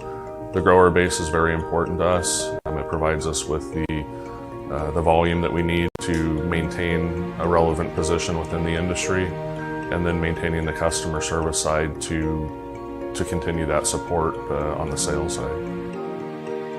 Yeah, I love working for Touchstone. It's a great work environment. It is like going to work with your best friends. It's like taking me back in the day where I'm hanging around with all my buddies and actually accomplishing something. I hope what the INC members take away from this video is understanding that we have passionate people in all areas of our business. You've met Clay and Jason on the farm.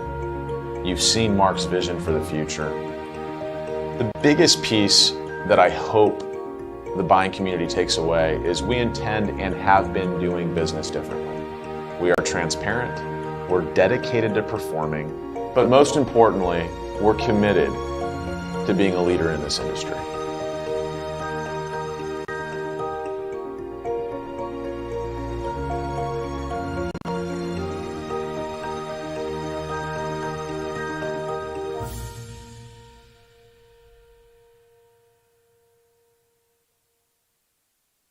Thank you for joining the session, and again, thanks to Touchstone for sponsoring this conference. Keep in mind, you can rewatch this session and all of the conference sessions in Netflix. Now up next, I want to invite you to stay and watch the sponsor session by Hualong. We look forward to seeing you all there.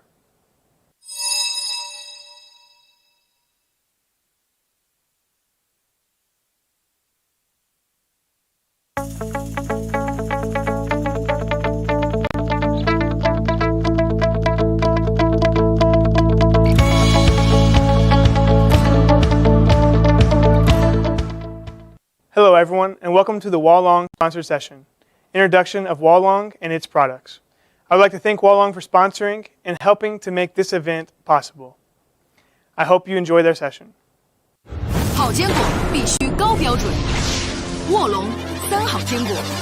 1好个头大，2好自然香，3好真干脆。卧龙坚果中的大队长，卧龙3好坚果。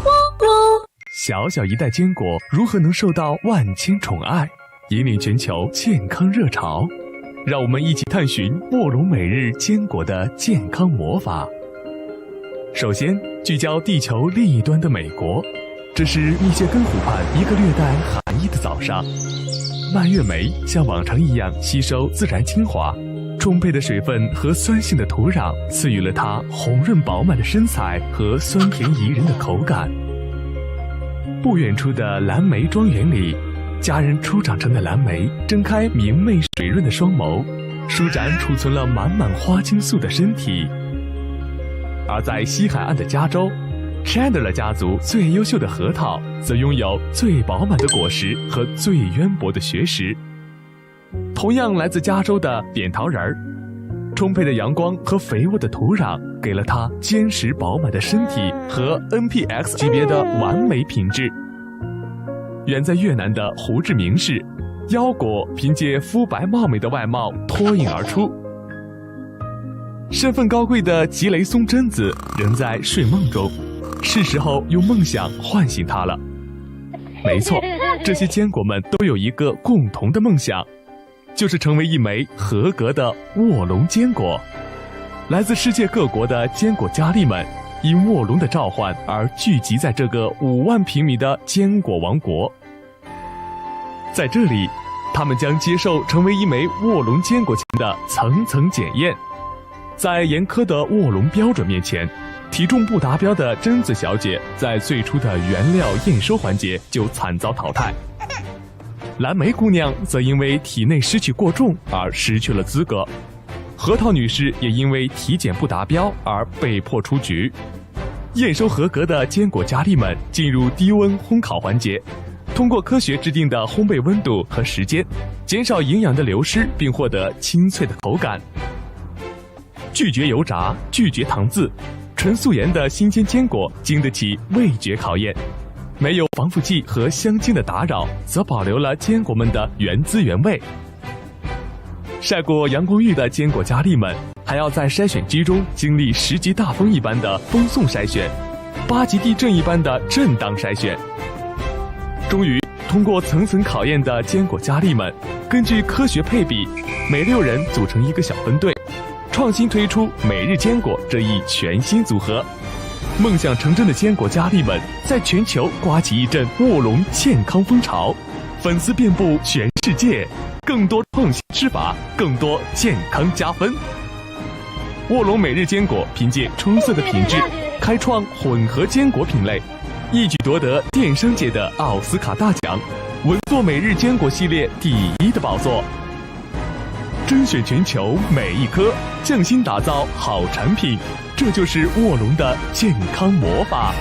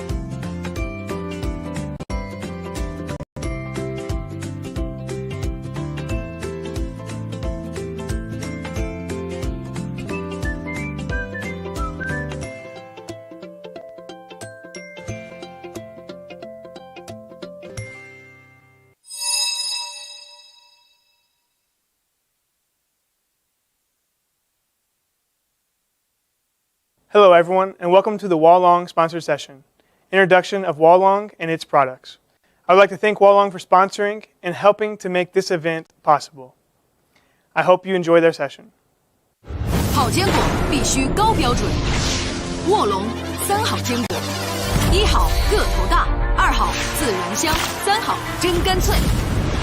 卧龙坚果中的大队长，卧龙3好坚果。小小一袋坚果如何能受到万千宠爱，引领全球健康热潮？让我们一起探寻卧龙每日坚果的健康魔法。首先，聚焦地球另一端的美国，这是密歇根湖畔一个略带寒意的早上。蔓越莓像往常一样吸收自然精华，充沛的水分和酸性的土壤赐予了它红润饱满的身材和酸甜宜人的口感。不远处的蓝莓庄园里，家人初长成的蓝莓睁开明媚水润的双眸，舒展储存了满满花青素的身体。而在西海岸的加州，Chandler 家族最优秀的核桃则拥有最饱满的果实和最渊博的学识。同样来自加州的扁桃仁儿，充沛的阳光和肥沃的土壤给了它坚实饱满的身体和 NPX 级别的完美品质。远在越南的胡志明市，腰果凭借肤白貌美的外貌脱颖而出。身份高贵的吉雷松榛子仍在睡梦中，是时候用梦想唤醒它了。没错，这些坚果们都有一个共同的梦想，就是成为一枚合格的卧龙坚果。来自世界各国的坚果佳丽们因卧龙的召唤而聚集在这个5万平米的坚果王国。在这里，他们将接受成为一枚卧龙坚果前的层层检验。在严苛的卧龙标准面前，体重不达标的榛子小姐在最初的原料验收环节就惨遭淘汰。蓝莓姑娘则因为体内湿气过重而失去了资格，核桃女士也因为体检不达标而被迫出局。验收合格的坚果佳丽们进入低温烘烤环节，通过科学制定的烘焙温度和时间，减少营养的流失，并获得清脆的口感。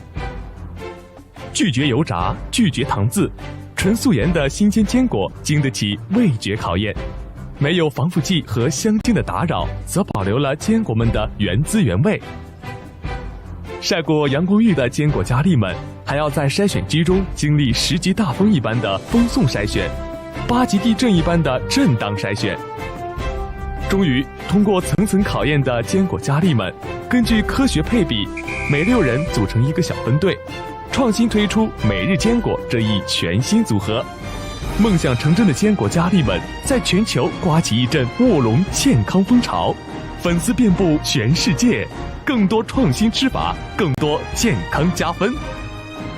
卧龙每日坚果凭借出色的品质，开创混合坚果品类，一举夺得电商界的奥斯卡大奖，稳坐每日坚果系列第1的宝座。甄选全球每一颗，匠心打造好产品，这就是卧龙的健康魔法。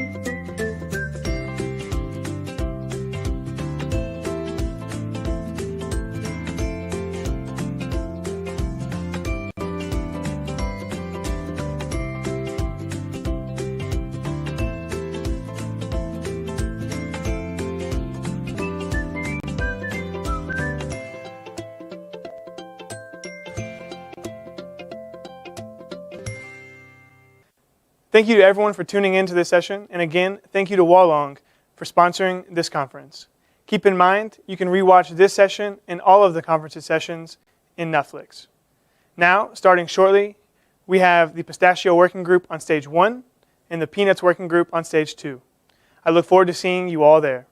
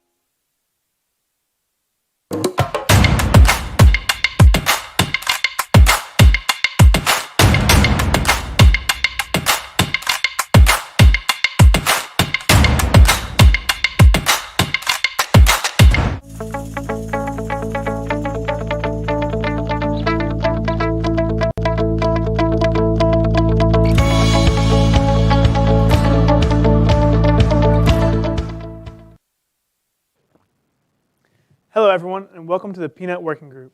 Thank you for tuning in today for what promises to be an exciting and informative session. Before diving in, I want to extend a warm welcome to the INC Chairman, Michael Waring, and the entire Executive Committee who are here with us online for this session. This session will consist of a 40-minute discussion between the chair and the panelists, and will then be followed by a 15-minute Q&A. If you're watching this through the session through the online virtual platform, you can find a Q&A button at the bottom left-hand side of your screen where you can send any questions you have directly to the speakers. And the chair will attempt to go through as many questions as possible in the allocated time for the session. Today, we have yet another impressive group of speakers who will discuss the peanut industry supply and demand and give us a glimpse of the next crop forecasts. Our chair for this session is Mr. Richard Owen, the President and CEO of the American Peanut Council from the USA. Thank you very much for being here with us today, Richard. The floor is now yours. Great, thank you. Well, good morning, good afternoon, good evening, wherever you're joining us from. I'm Richard Owen. I'm President and CEO of the American Peanut Council, which is headquartered in the United States. And I'm pleased to be able to chair today the Peanut Working Group of the INC's 3D online conference. A little bit about what the session is going to look like today. Here's what we're going to try to cover. We're going to do some quick introductions with our panelists. I'm going to share with you the estimated world peanut production, and then we're going to go straight into the panelists Q&A. We have panelists, as they'll speak to in a few minutes, from Argentina, China, the European Union, myself from the United States. And we'll also have questions that we're going to address globally. And we're not going to answer these questions or ask these questions country by country. We're going to kind of mix it up and try to talk about key themes that are happening within the global peanut industry. And we're going to save time at the end for audience questions to come back and make sure we address the things that are important for you. So let's go ahead and get started. As I said, I'm chairing the session. I'm Richard Owen. And what I'd like for the panelists to do is to just briefly introduce their company, where they're from, and their connection or their involvement in the peanut industry. So we're pleased, I'll introduce the panelists by name. We're pleased to introduce from China, Chen Ying and Charlie Jia, from Argentina, Eduardo Fraccanzani, and from Spain, Guillermo Feo. And so I think, Chen, we'll start with you if you would just describe a little bit about your company and your role in the peanut industry.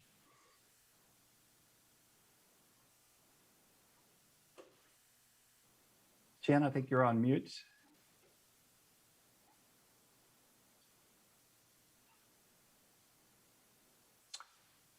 Charlie, maybe I'll go to you if you wouldn't mind, as we do introductions, just briefly describe your company and your connection to peanuts. Good day. Thank you. My name is Charlie Jia. I come from Qingdao, China. So we are, our main market in Europe. So we export peanut product 15,000 tons, more or less, every year. So European is our main market. I'm very glad to hear. Thank you. Thank you. Thank you, Charlie. And Chen, we'll come back to you if you would introduce where you're from and your involvement in the peanut business.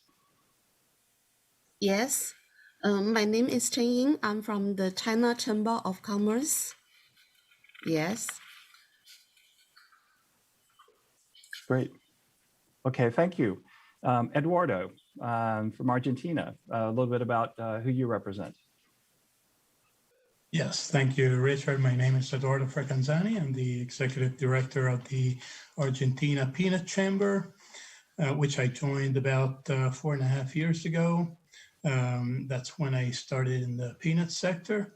The chamber represents the peanut sector of Argentina, has 20 members, which altogether account for about 95%, a little more than that actually, 95% of the overall peanut production in Argentina.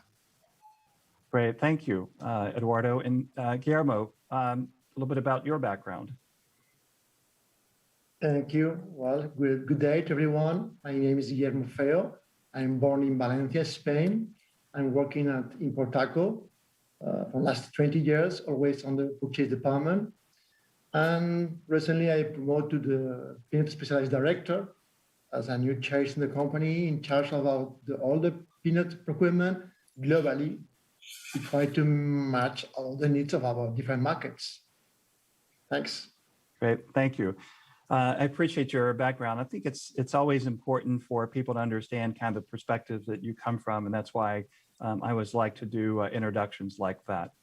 So one of the things I want to do before we get started is, thanks to the INC and the panelists for providing a snapshot of the estimated world peanut production for both the past year and the coming year. I'm not going to go through each country, but what I'd like to do is kind of point out key trends that you can see that are taking place here. If you look at the 2020-2021 year, beginning stocks about 4,746 million metric tons, and if you look at the beginning of this year, slightly under that. And then if you look at the total supply of the 2021 crop year versus the total supply for 21-22 estimated, it's down just a little bit, not much, but off just a little bit. I think the other important thing to take a look at is the crop for the 2021 year versus 21-22. Pretty close to similar projection of cropping acres and the total volume yield, 48 million last year, down to 47 million this year, so off just slightly. And this is, of course, important for the markets to take into account as well, and that's world consumption. Ending stocks for the 2021 year for 49 million metric tons versus ending stocks estimated at 48 million metric tons. So not a lot of changes there. And as we get into specific countries, of which we're going to do in just a few minutes, one of the things I'm going to ask the panelists to do, which really kind of feeds off of this production chart, is to talk about what the crop looks like in each of the countries, and in the case of Argentina, what the harvest looks like, because obviously there we're talking Southern Hemisphere. So I think I'll jump right into questions of the panelists, and I have a question for each of the panelists to start with, and that is, talk a little bit about what the crop looks like in each of your countries for 2021. And I'm going to start actually with harvest and how harvest looks in the case of Argentina. So Eduardo, I'm going to start with you. Tell us a little bit about how the crop ended up looking in Argentina. Okay, it'll be my pleasure, Richard. Well, according to our estimates, and actually you showed in the table just a little while ago, we're estimating 385,000 hectares of planted area for this year, planted in 2020 for harvesting in 2021. Harvesting started just a little while ago. So right now we're at the very beginning of the operations. We're between 20 and 30% of harvesting at this time. And there's been a little bit of a problem in the last few days with freezing in some areas, which may affect part of the crop, but it's a little early to assess that. So at this time, we are sticking to our estimate of 3.37 metric tons of yield per hectare. We are going to run an additional survey by the end of the month, maybe beginning of June. So we'll have a little bit more information about that. But at this time, we're confirming our figures. Great. Thanks for that update. So let's move over to China. Jen and Charlie, maybe give us a sense of what the planning looks like in China this time of year. Yeah. I would like to say something about that. As you know, China is the #1 producing and consuming country in the world. And as you know that last year, China's peanut market has been sliding down in general since after Chinese New Year celebration.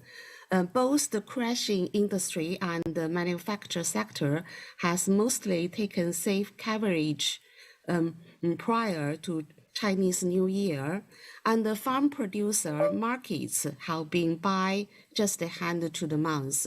But meanwhile, at present, maybe the most dealers or middlemen and farmers holding more than usual stocking have been under pressure to sell with now the temperature is rising quickly.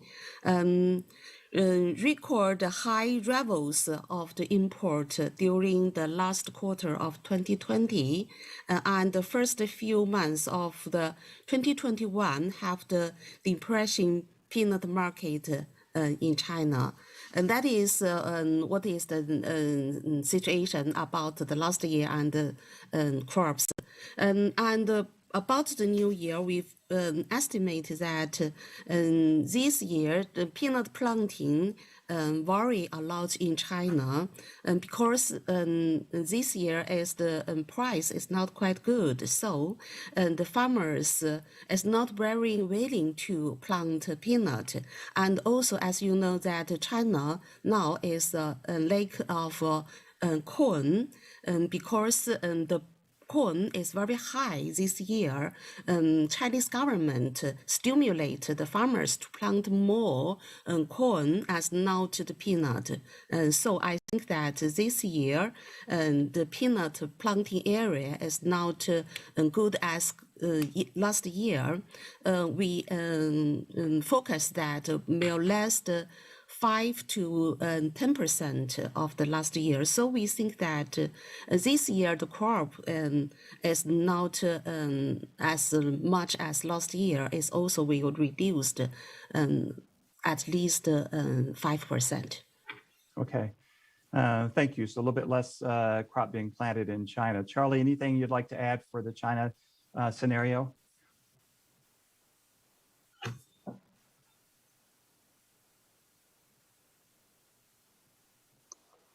Hello.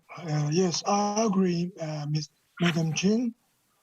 For China new crop, I think due to the corn competition, so the plant area will decrease 5% at least. But we will see in the coming time. It depends on the weather. If the weather last year, you know, we have a bad weather in the crop time, so we lose more than 10% yield in the land. So if we get a good weather, so maybe make different. Thank you. Great, thank you. And Guillermo, coming to you for the markets that you work in the Northern Hemisphere, what is the planning intentions or outlook that you see? Thanks. Well, as my colleagues already says, it seems there is a lot of competition for land. There are several crops with high profit in 2020. Then once the farmers have to decide what they sow, they have many options. Then the feeling we have, instead that we are not a peanut producer, we are roasters. Of course, we have our own team following closely what happens at all the origins, and we talk usually with our global partners to get a proper figures about what may happen. But general figures explains that we can see a drop on the area of peanuts because that high competition from other cultures, not too big, maybe 2-3%. And the real impact on the yield, on the production will be depend on the yields, as Charlie said. The weather is an important factor to really understand what may happen 3 months later or 6 months later when the harvest time arrives. Then we're quite optimistic about the final volume, and the quality has to be similar to this crop this year, but we will see what happens. In fact, there is that competitions, and also most of the area of peanuts are going for oil purpose, and then that may also affect what happened with the snacking market. But it doesn't look too bad. It looks so good for us. Thanks. Okay. Good. Well, thanks for the updates, everyone. So I'm going to jump right into the Q&A part of the discussion. And Charlie, I'm going to start with you. And part of what we'll talk about today are some of the trade barriers and opportunities that there are for exporting products from between different countries. And Charlie, maybe speak a little bit to some of the tariff reductions and import protocol changes that China peanuts have seen going into Europe.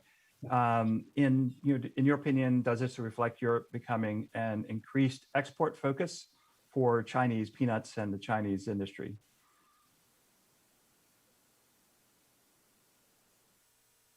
For the import tax, I think now we already have the solution. So now the low tax import will help all the peanut product for the market. And in China, so because we still keep the tax refund, so will be still help us to continue the business. And this is a long term. Because our product is the government, they have the system to check our processed product. So we are not the primary product. So we still have keep the tax refund. So that is the situation. Okay, great. Thanks for that. Also, kind of keeping with the European theme, Guillermo, I'm going to come back to you a little bit. And if we look at the peanut imports into the EU over the last few years, these have risen over the past decade or so to be almost 800 million metric tons. What, in your opinion, has led to this huge increase in peanut imports into the EU? Thanks, Richard. Well, that huge quantity arrives recent in 2020. Last year's, the increase was not so big. And then, in my opinion, that happens because the European Union has enlarged his size. In talking about population, in the last 10 years, we increased almost 8 to 10 million people, reaching 448 million people on the European Union. But if we go large, talking about the total Europe, it's nearby 750 million people.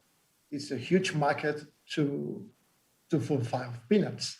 And that gives us to all the food industry, or the peanut food industry, a good opportunity to grow and taking advantage about our production capacity and very efficient distribution hub that we have. And I'm talking not only on raw material, but also on final products. It's quite remarkable how efficiently and dynamic is our food industry in Europe.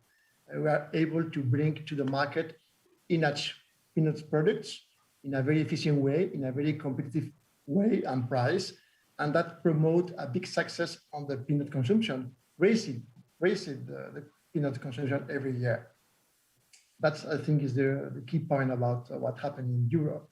And also, in recent years, last 3-4 years, we can see how the peanut industry start to promote new uses, new products, new innovations, and able to fit the new records from the consumptions.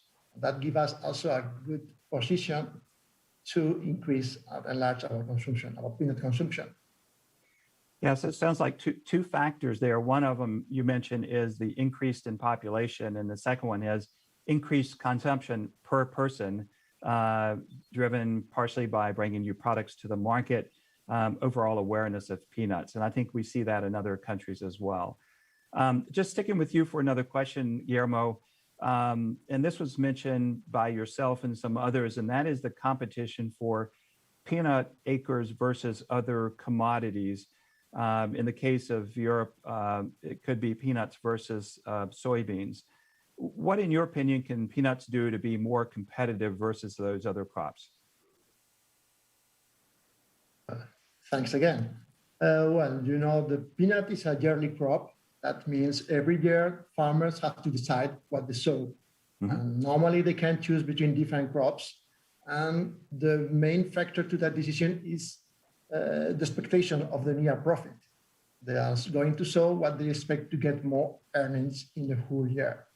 That's the real thing with what happened with the yearly crops. But in my opinion, to make the peanut more competitive against the other crops, doesn't matter to check the global prices. I mean, farmers have to be able to compete by himself, ready to produce in a very efficient way, in a very professional way, and be ready to harvest a premium peanut. If we get a premium peanut with a high value for the final customer, for sure you will be a good competitor. And no need to check what happened with soya, with corn, or cotton. I mean, the way to make peanuts more competitive than other crops is working on efficiently and quality. The better product we will put in the market, the more profitable business we will have. And that is our recipe to have success on the market. Great. So sound recipe there. Thank you for that. I'm going to turn to Argentina and a different line of question. Eduardo, unlike a lot of other countries represented here, peanuts have not been a traditional food, from what I understand, for domestic consumption in your country. But I think that's starting to change. And there are now some programs, or maybe a particular program that's been initiated to stimulate your internal peanut consumption market. Tell us more about that program, and probably of interest to a lot of the listening audience. Maybe speak to what you think that program might have an impact in terms of exports from Argentina. Great, that's a great question, Richard. Thank you. Yes, as a matter of fact, about a couple of years ago, as a chamber, we started this program to incentivize to foster the consumption of peanuts in Argentina, which historically can be considered rather low as compared to other countries, to other areas of the world. Right now, we are estimating that Argentinians are consuming 1 kilo per person per year, which is much lower than say China or Europe or the United States. There are a few traditional peanut products in Argentina, such as garrapiñada or simply the consumption of roasted salted peanuts along with drinks. But many other products, for example, peanut butter or peanut oil have not been consumed to any significant extent until just a short while ago. But we're seeing some changes, maybe in part due to our efforts in this direction. And for example, in the last, I would say, year and a half, maybe last year, we're seeing an increase in the consumption of peanut butter.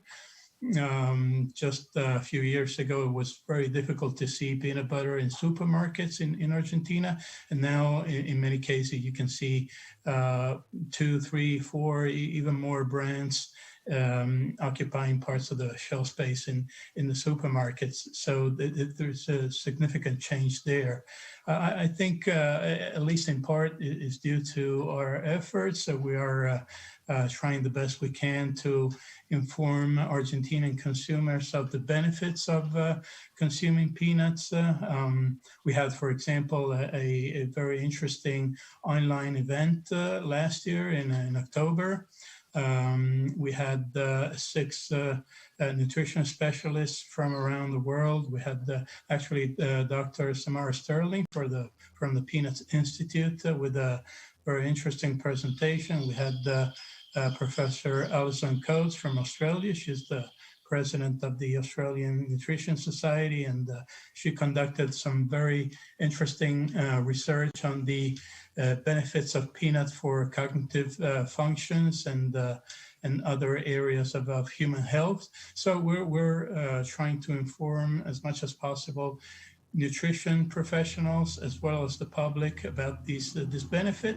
And on the other side, we're also informing or campaigning on the many different ways in which peanut can be consumed besides the traditional ways. So how to make salad dressings or how to make desserts based on peanuts. And I believe it's having some effect, and we're seeing an increase in the consumption in the country. And we hope that this trend will continue in the coming years. As far as the effect on the exports, to some extent, the impact will be there in the sense that given the production capacity of the sector in Argentina, whatever is consumed internally will not be available for exports. But at this point, the market of Argentina, we have 44 million inhabitants in the country, more or less. So it's relatively small as compared to other markets such as China, of course, which is the #1 consumer in the world, and the European Union, as Guillermo was reminding, where we have, well, overall Europe, more than 700 million people. So the effect, even though consumption per inhabitant in Argentina will grow, the impact will not be so severe, at least in the near future. Yeah, so kind of following up on the second part of that question, what do you expect production in Argentina to look like? Will it be stable over the next 5 to 10 years, or do you see an increase in production to compensate for the domestic consumption that will increase while also maintaining your export market focus? Yes, that's quite an interesting question. Let's say it depends on a number of factors. Certainly, the relative prices at international level of crops does have an impact. Price of lots rent also is very significant. We're looking at an increase to rent prices for next season. So planting decision in Argentina, which planting takes place in October, November, and these decisions will be impacted by the price increase if it's confirmed. But overall, I would say it's difficult to think that in the long term, the production can increase to a very significant extent because of relatively limited availability of proper soil. Unless we were able to significantly increase the yield per hectare, which is not easy to say, at least not easy to forecast or not easy to predict in the near future, because it depends, of course, on successful breeding of new varieties, and that, as everybody knows, takes quite a long time to have workable results. But we'll be working on it, and we will try to be optimistic about the future. Yeah.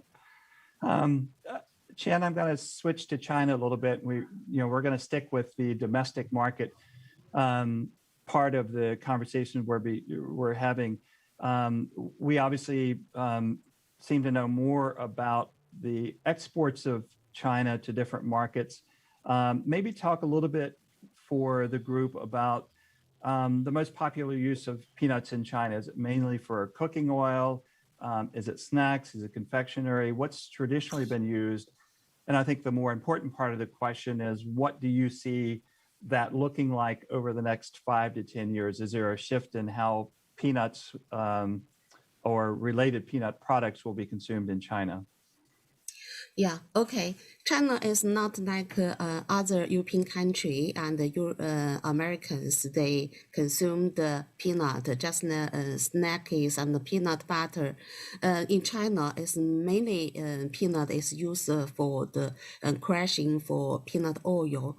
As you know that Chinese people like peanut oil very much because in China, the factory first baked the peanut, then have a good smell, then they crushing that.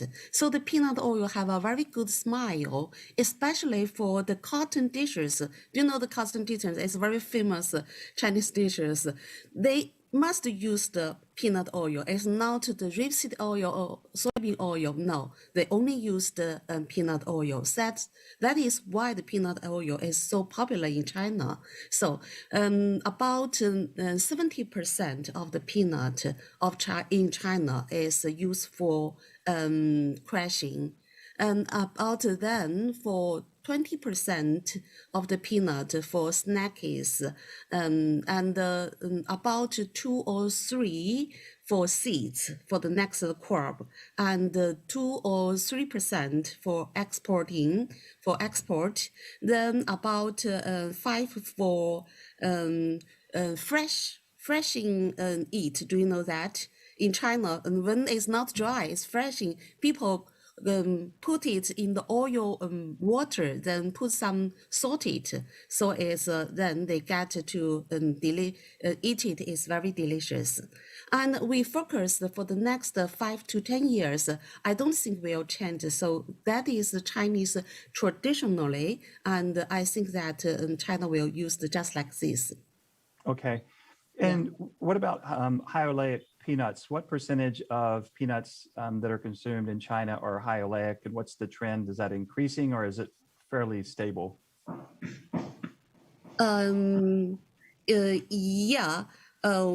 I think that because China is in China, as you know that the peanut oil is have a very popular in China, and the price is also very good. It's higher of all the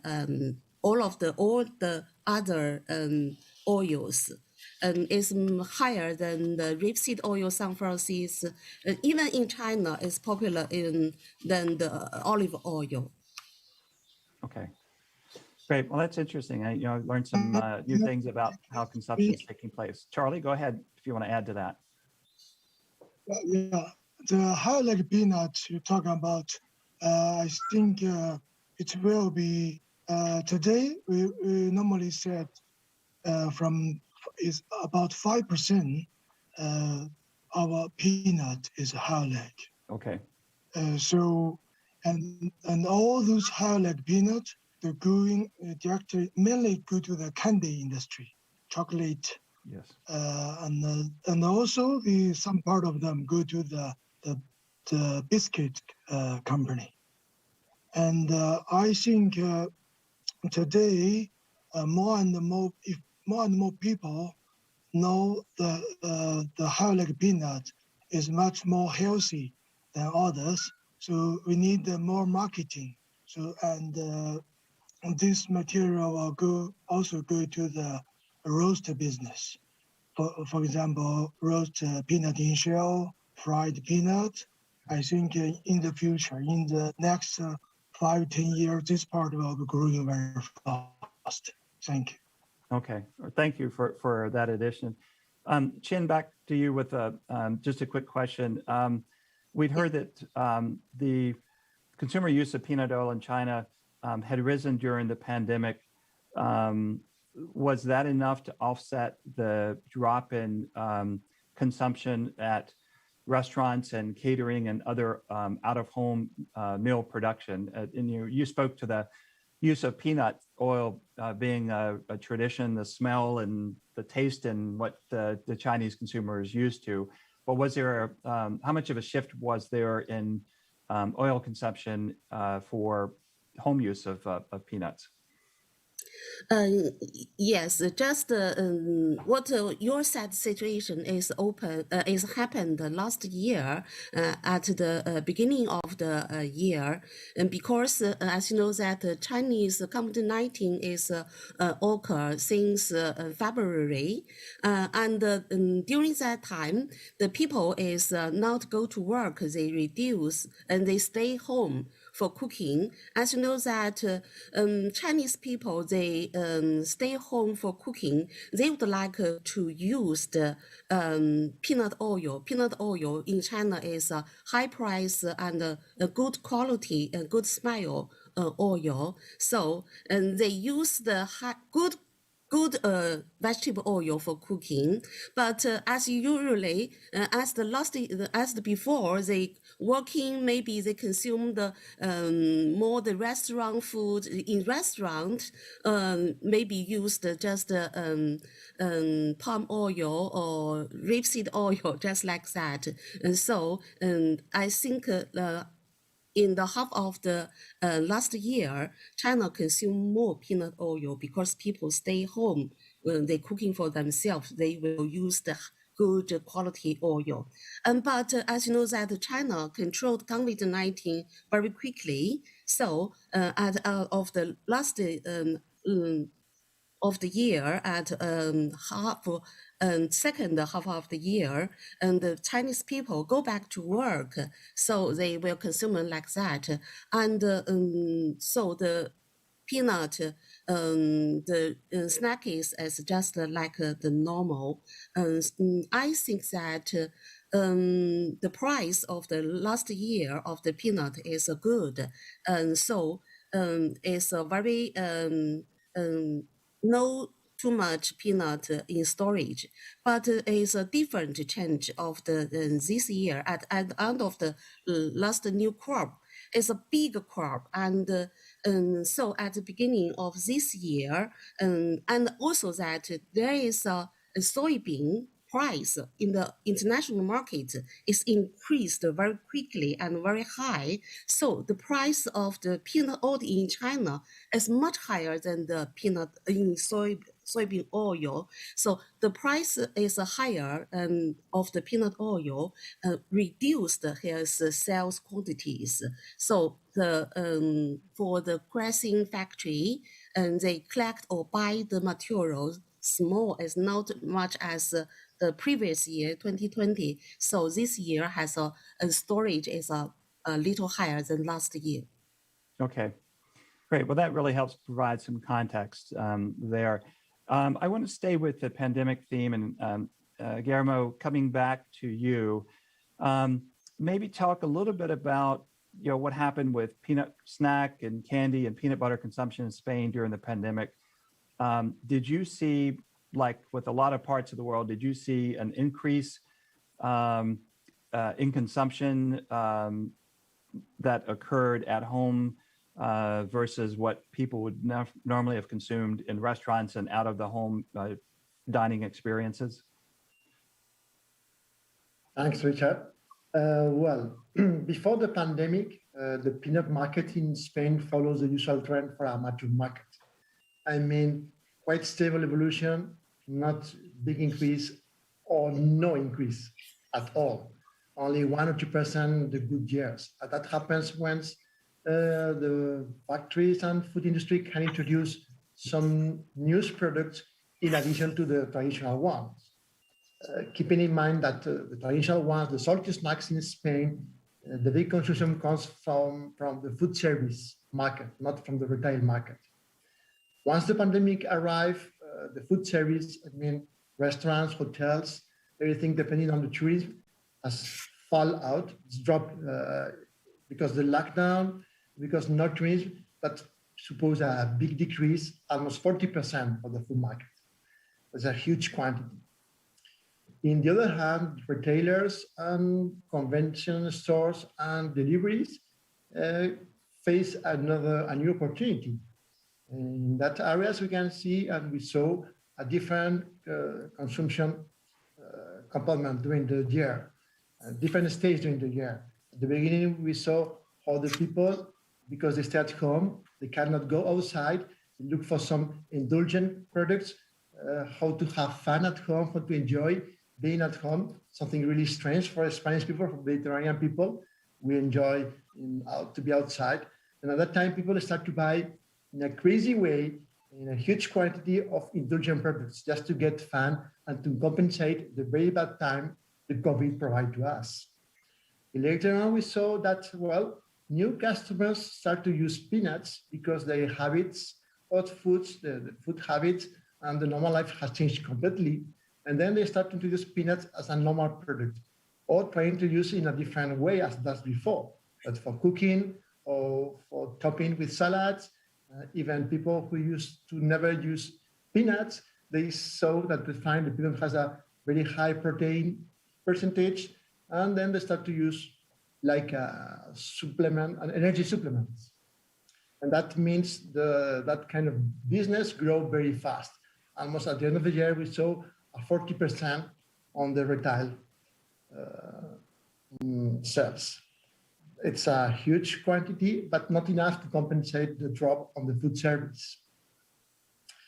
Then finally, the result was not so good.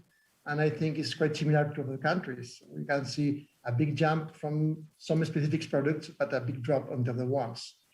Anyway, for us, the pandemic made possible to meet new consumers, to arrive to new homes.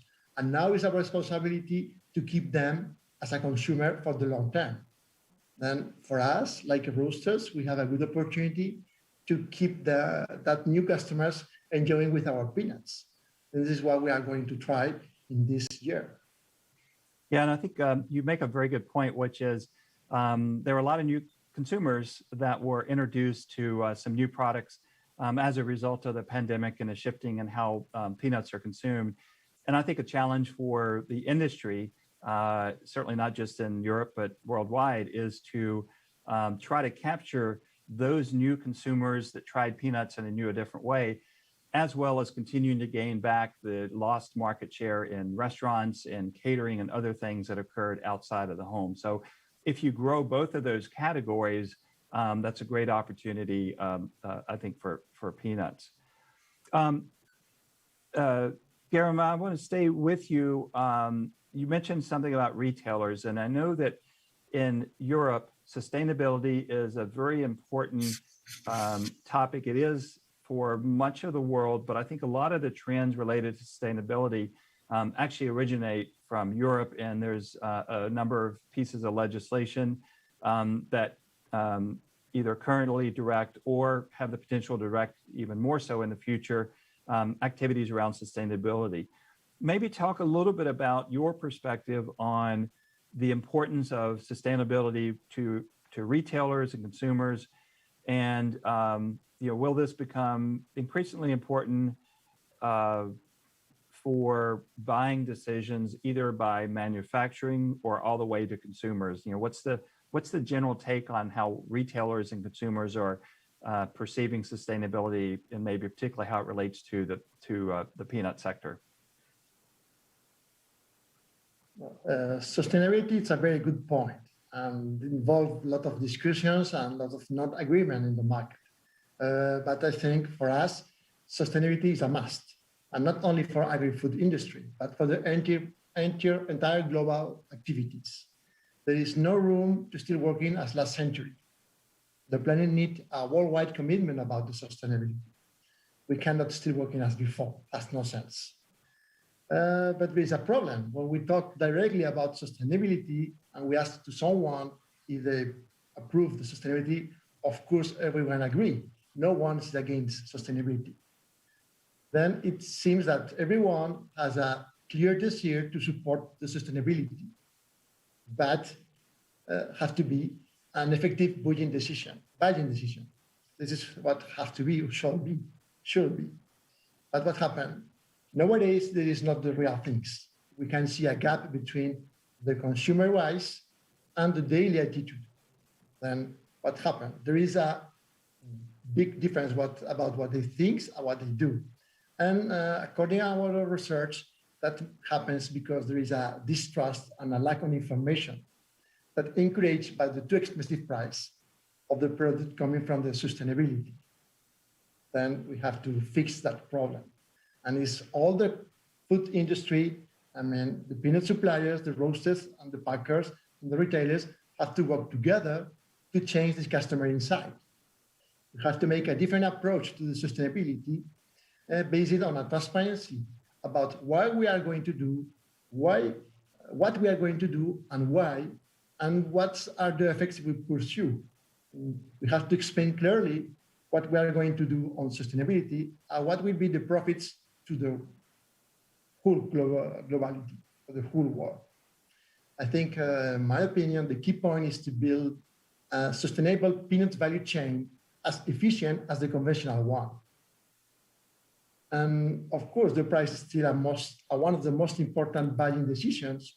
And the challenge we face is to make the sustainable peanut as competitive as the conventional one, as the traditional one. It is not easy, and we need to put a lot of efforts, a lot of time and resources. And not all the companies will go further on this way, but the market is waiting for us. Then the first company able to supply a sustainable peanut and to put a sustainable peanut with a competitive price, then we'll get a very good position for future, because I'm sure that in the near future, this is a high request for the people. That has to be in a competitive price also. And the balance, it's something we have to find. Yeah. So it comes down to price as with a lot of things, and making it competitive for growers to make decisions to build a sustainable supply chain. I'm going to switch. We have a few minutes left. I'm going to switch to questions. We've had a few questions come in from the audience. And so one of the questions is related to what's the estimated % of organic versus conventional crop? Eduardo, I'm going to come to you because of the significant export markets that you serve around the world. What percentage roughly of the Argentina crop is organic, and what are the trends that you're seeing in the country? Well, at this time, I know there are lots of, there are a few companies that are studying this matter, but the actual percentage of the, in terms of metric tons of organic peanuts is very low at this time. And as far as I know, this type of production is very expensive. You have to multiply the cost of producing regular peanut by a factor of maybe 3, 4, or even more. So that's not an easy thing to do, at least in Argentina at this time. Companies are studying it, but at this time, it's very, very low. Okay. Guillermo, maybe from an import standpoint, what is the market in Europe for organic peanuts? It's obviously, from what Eduardo just said, it's obviously very expensive to produce organic peanuts, increase of cost of 3 to 4 times what conventional would be. What's the appetite for consumers or manufacturers for organic peanuts in Europe? Organic production is a risky business. There is a lot of unexpected damage. We can destroy the whole crop. Then that means final price, it's normally higher than the conventional one. Anyway, I think the European population is ready to buy it, asking for more safety products without any kind of pesticides or heavy metal residues. Then more and more people has more information about the risk about that kind of products, and then they are looking for a different way to eat. Not only them, but also their sons and friends and relatives. And there is a fluent communication between that kind of peoples in looking for how we can be more safe against that difficulties and illness we can see in the world. And then I think with a proper food and premium foods, we can feel safe and ready to face problems like a new pandemic or new virus or that kind of problems. It's quite difficult to get an average or a percentage about how much population is ready to pay a little bit more for organics. In fact, because the offer is very low. I can say, Eduardo said, in Argentina it's only small quantities. It's quite similar in China and States. There is not enough production. Very few pioneers try to introduce the organics. And then with that low quantity, it's quite difficult to promote the consumption. It's quite difficult and risky for the retailers and the roasters to put in the market and to make promotions if later on we have not the support of the supply chains. This is something we have to, again, work together and try to really put our research to increase the capacity of the supply in a large scale. Yeah, and it sounds like from the answers from both you and Eduardo, this gap between the cost of production for organic versus what the consumer is willing to pay, or the size of the organic market, at least at this point, there needs to be some closing of that gap, some coming together of what the consumer is willing to pay and the cost of production. So it'll be interesting to watch the organic trends over the coming years. Eduardo, I want to come back to you because I know that you, because of the export focus that Argentina has, you watch a lot of the international markets pretty closely. What do you see as the kind of the reason for the large increase in global peanut production over the past decade? Is it, we've talked about this a little bit with some of the other countries. Is it a function of peanuts being a more profitable crop than other crops it rotates with? But is, and then what's the factor of demand for this increase? Yes, I think, well, there is certainly a demand factor, which should be analyzed, and it might itself be the cause of the increase in supply and production. I believe we can identify maybe two most important trends. One is in the long term, the expectation of population in many countries to substitute plant proteins to animal proteins for health reasons, and that can be a long-term trend that impacted and will impact demand of peanuts, along with other plant-based proteins. And maybe a second factor is because of its sheer size, the increase, I believe, in demand overall in China, which in the last 10 years changed from a net exporter to net importer, if I'm not mistaken. So that, because of its size, has an impact on the overall demand of the world. Okay. And we're running kind of close on time, but I have a last question for you, Eduardo, and I'm going to ask a similar question for China.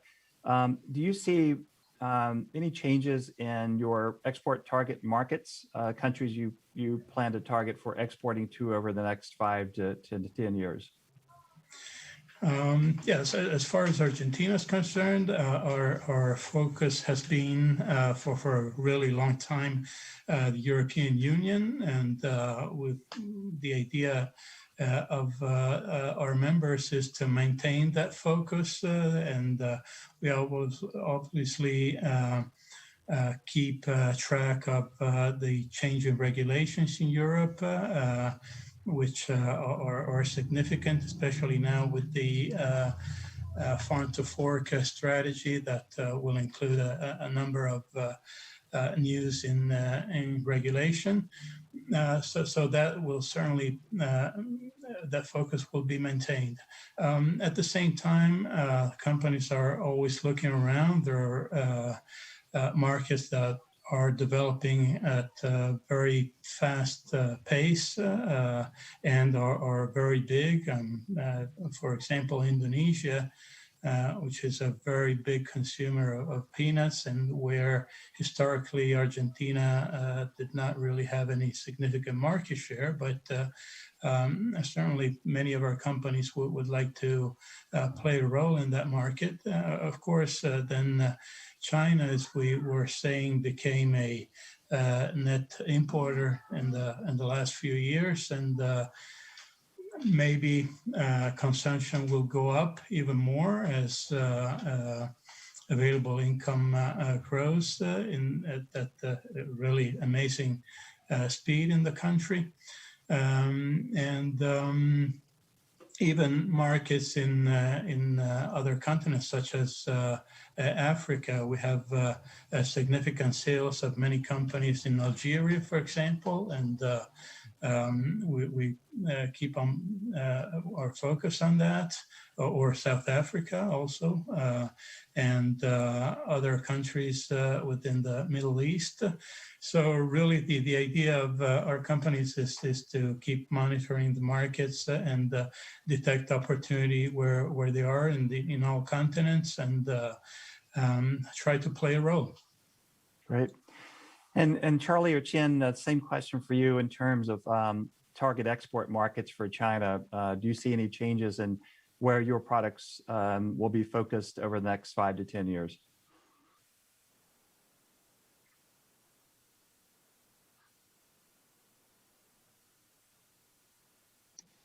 Gary, I think for China, if you say in the 5-year or 10-year future, I would say the market will be stable because our price, is very high. So we can only work for the quality market.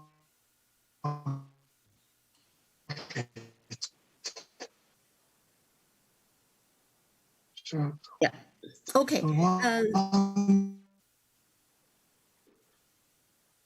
We're looking for more.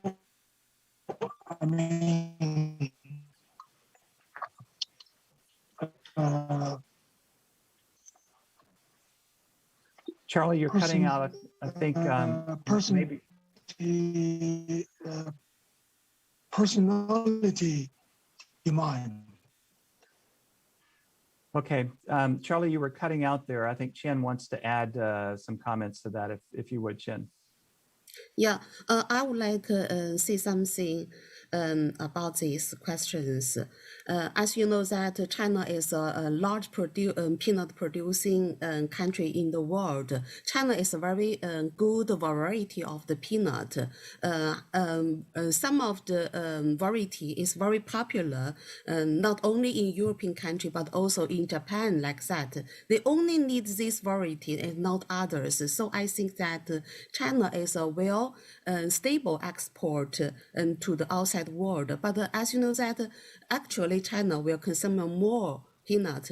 That is, I think that the increase is about for the crushing peanut as for oil. So I think that China will import more peanuts in the international world for crushing, and will also export high quality and high variety peanut to the world too.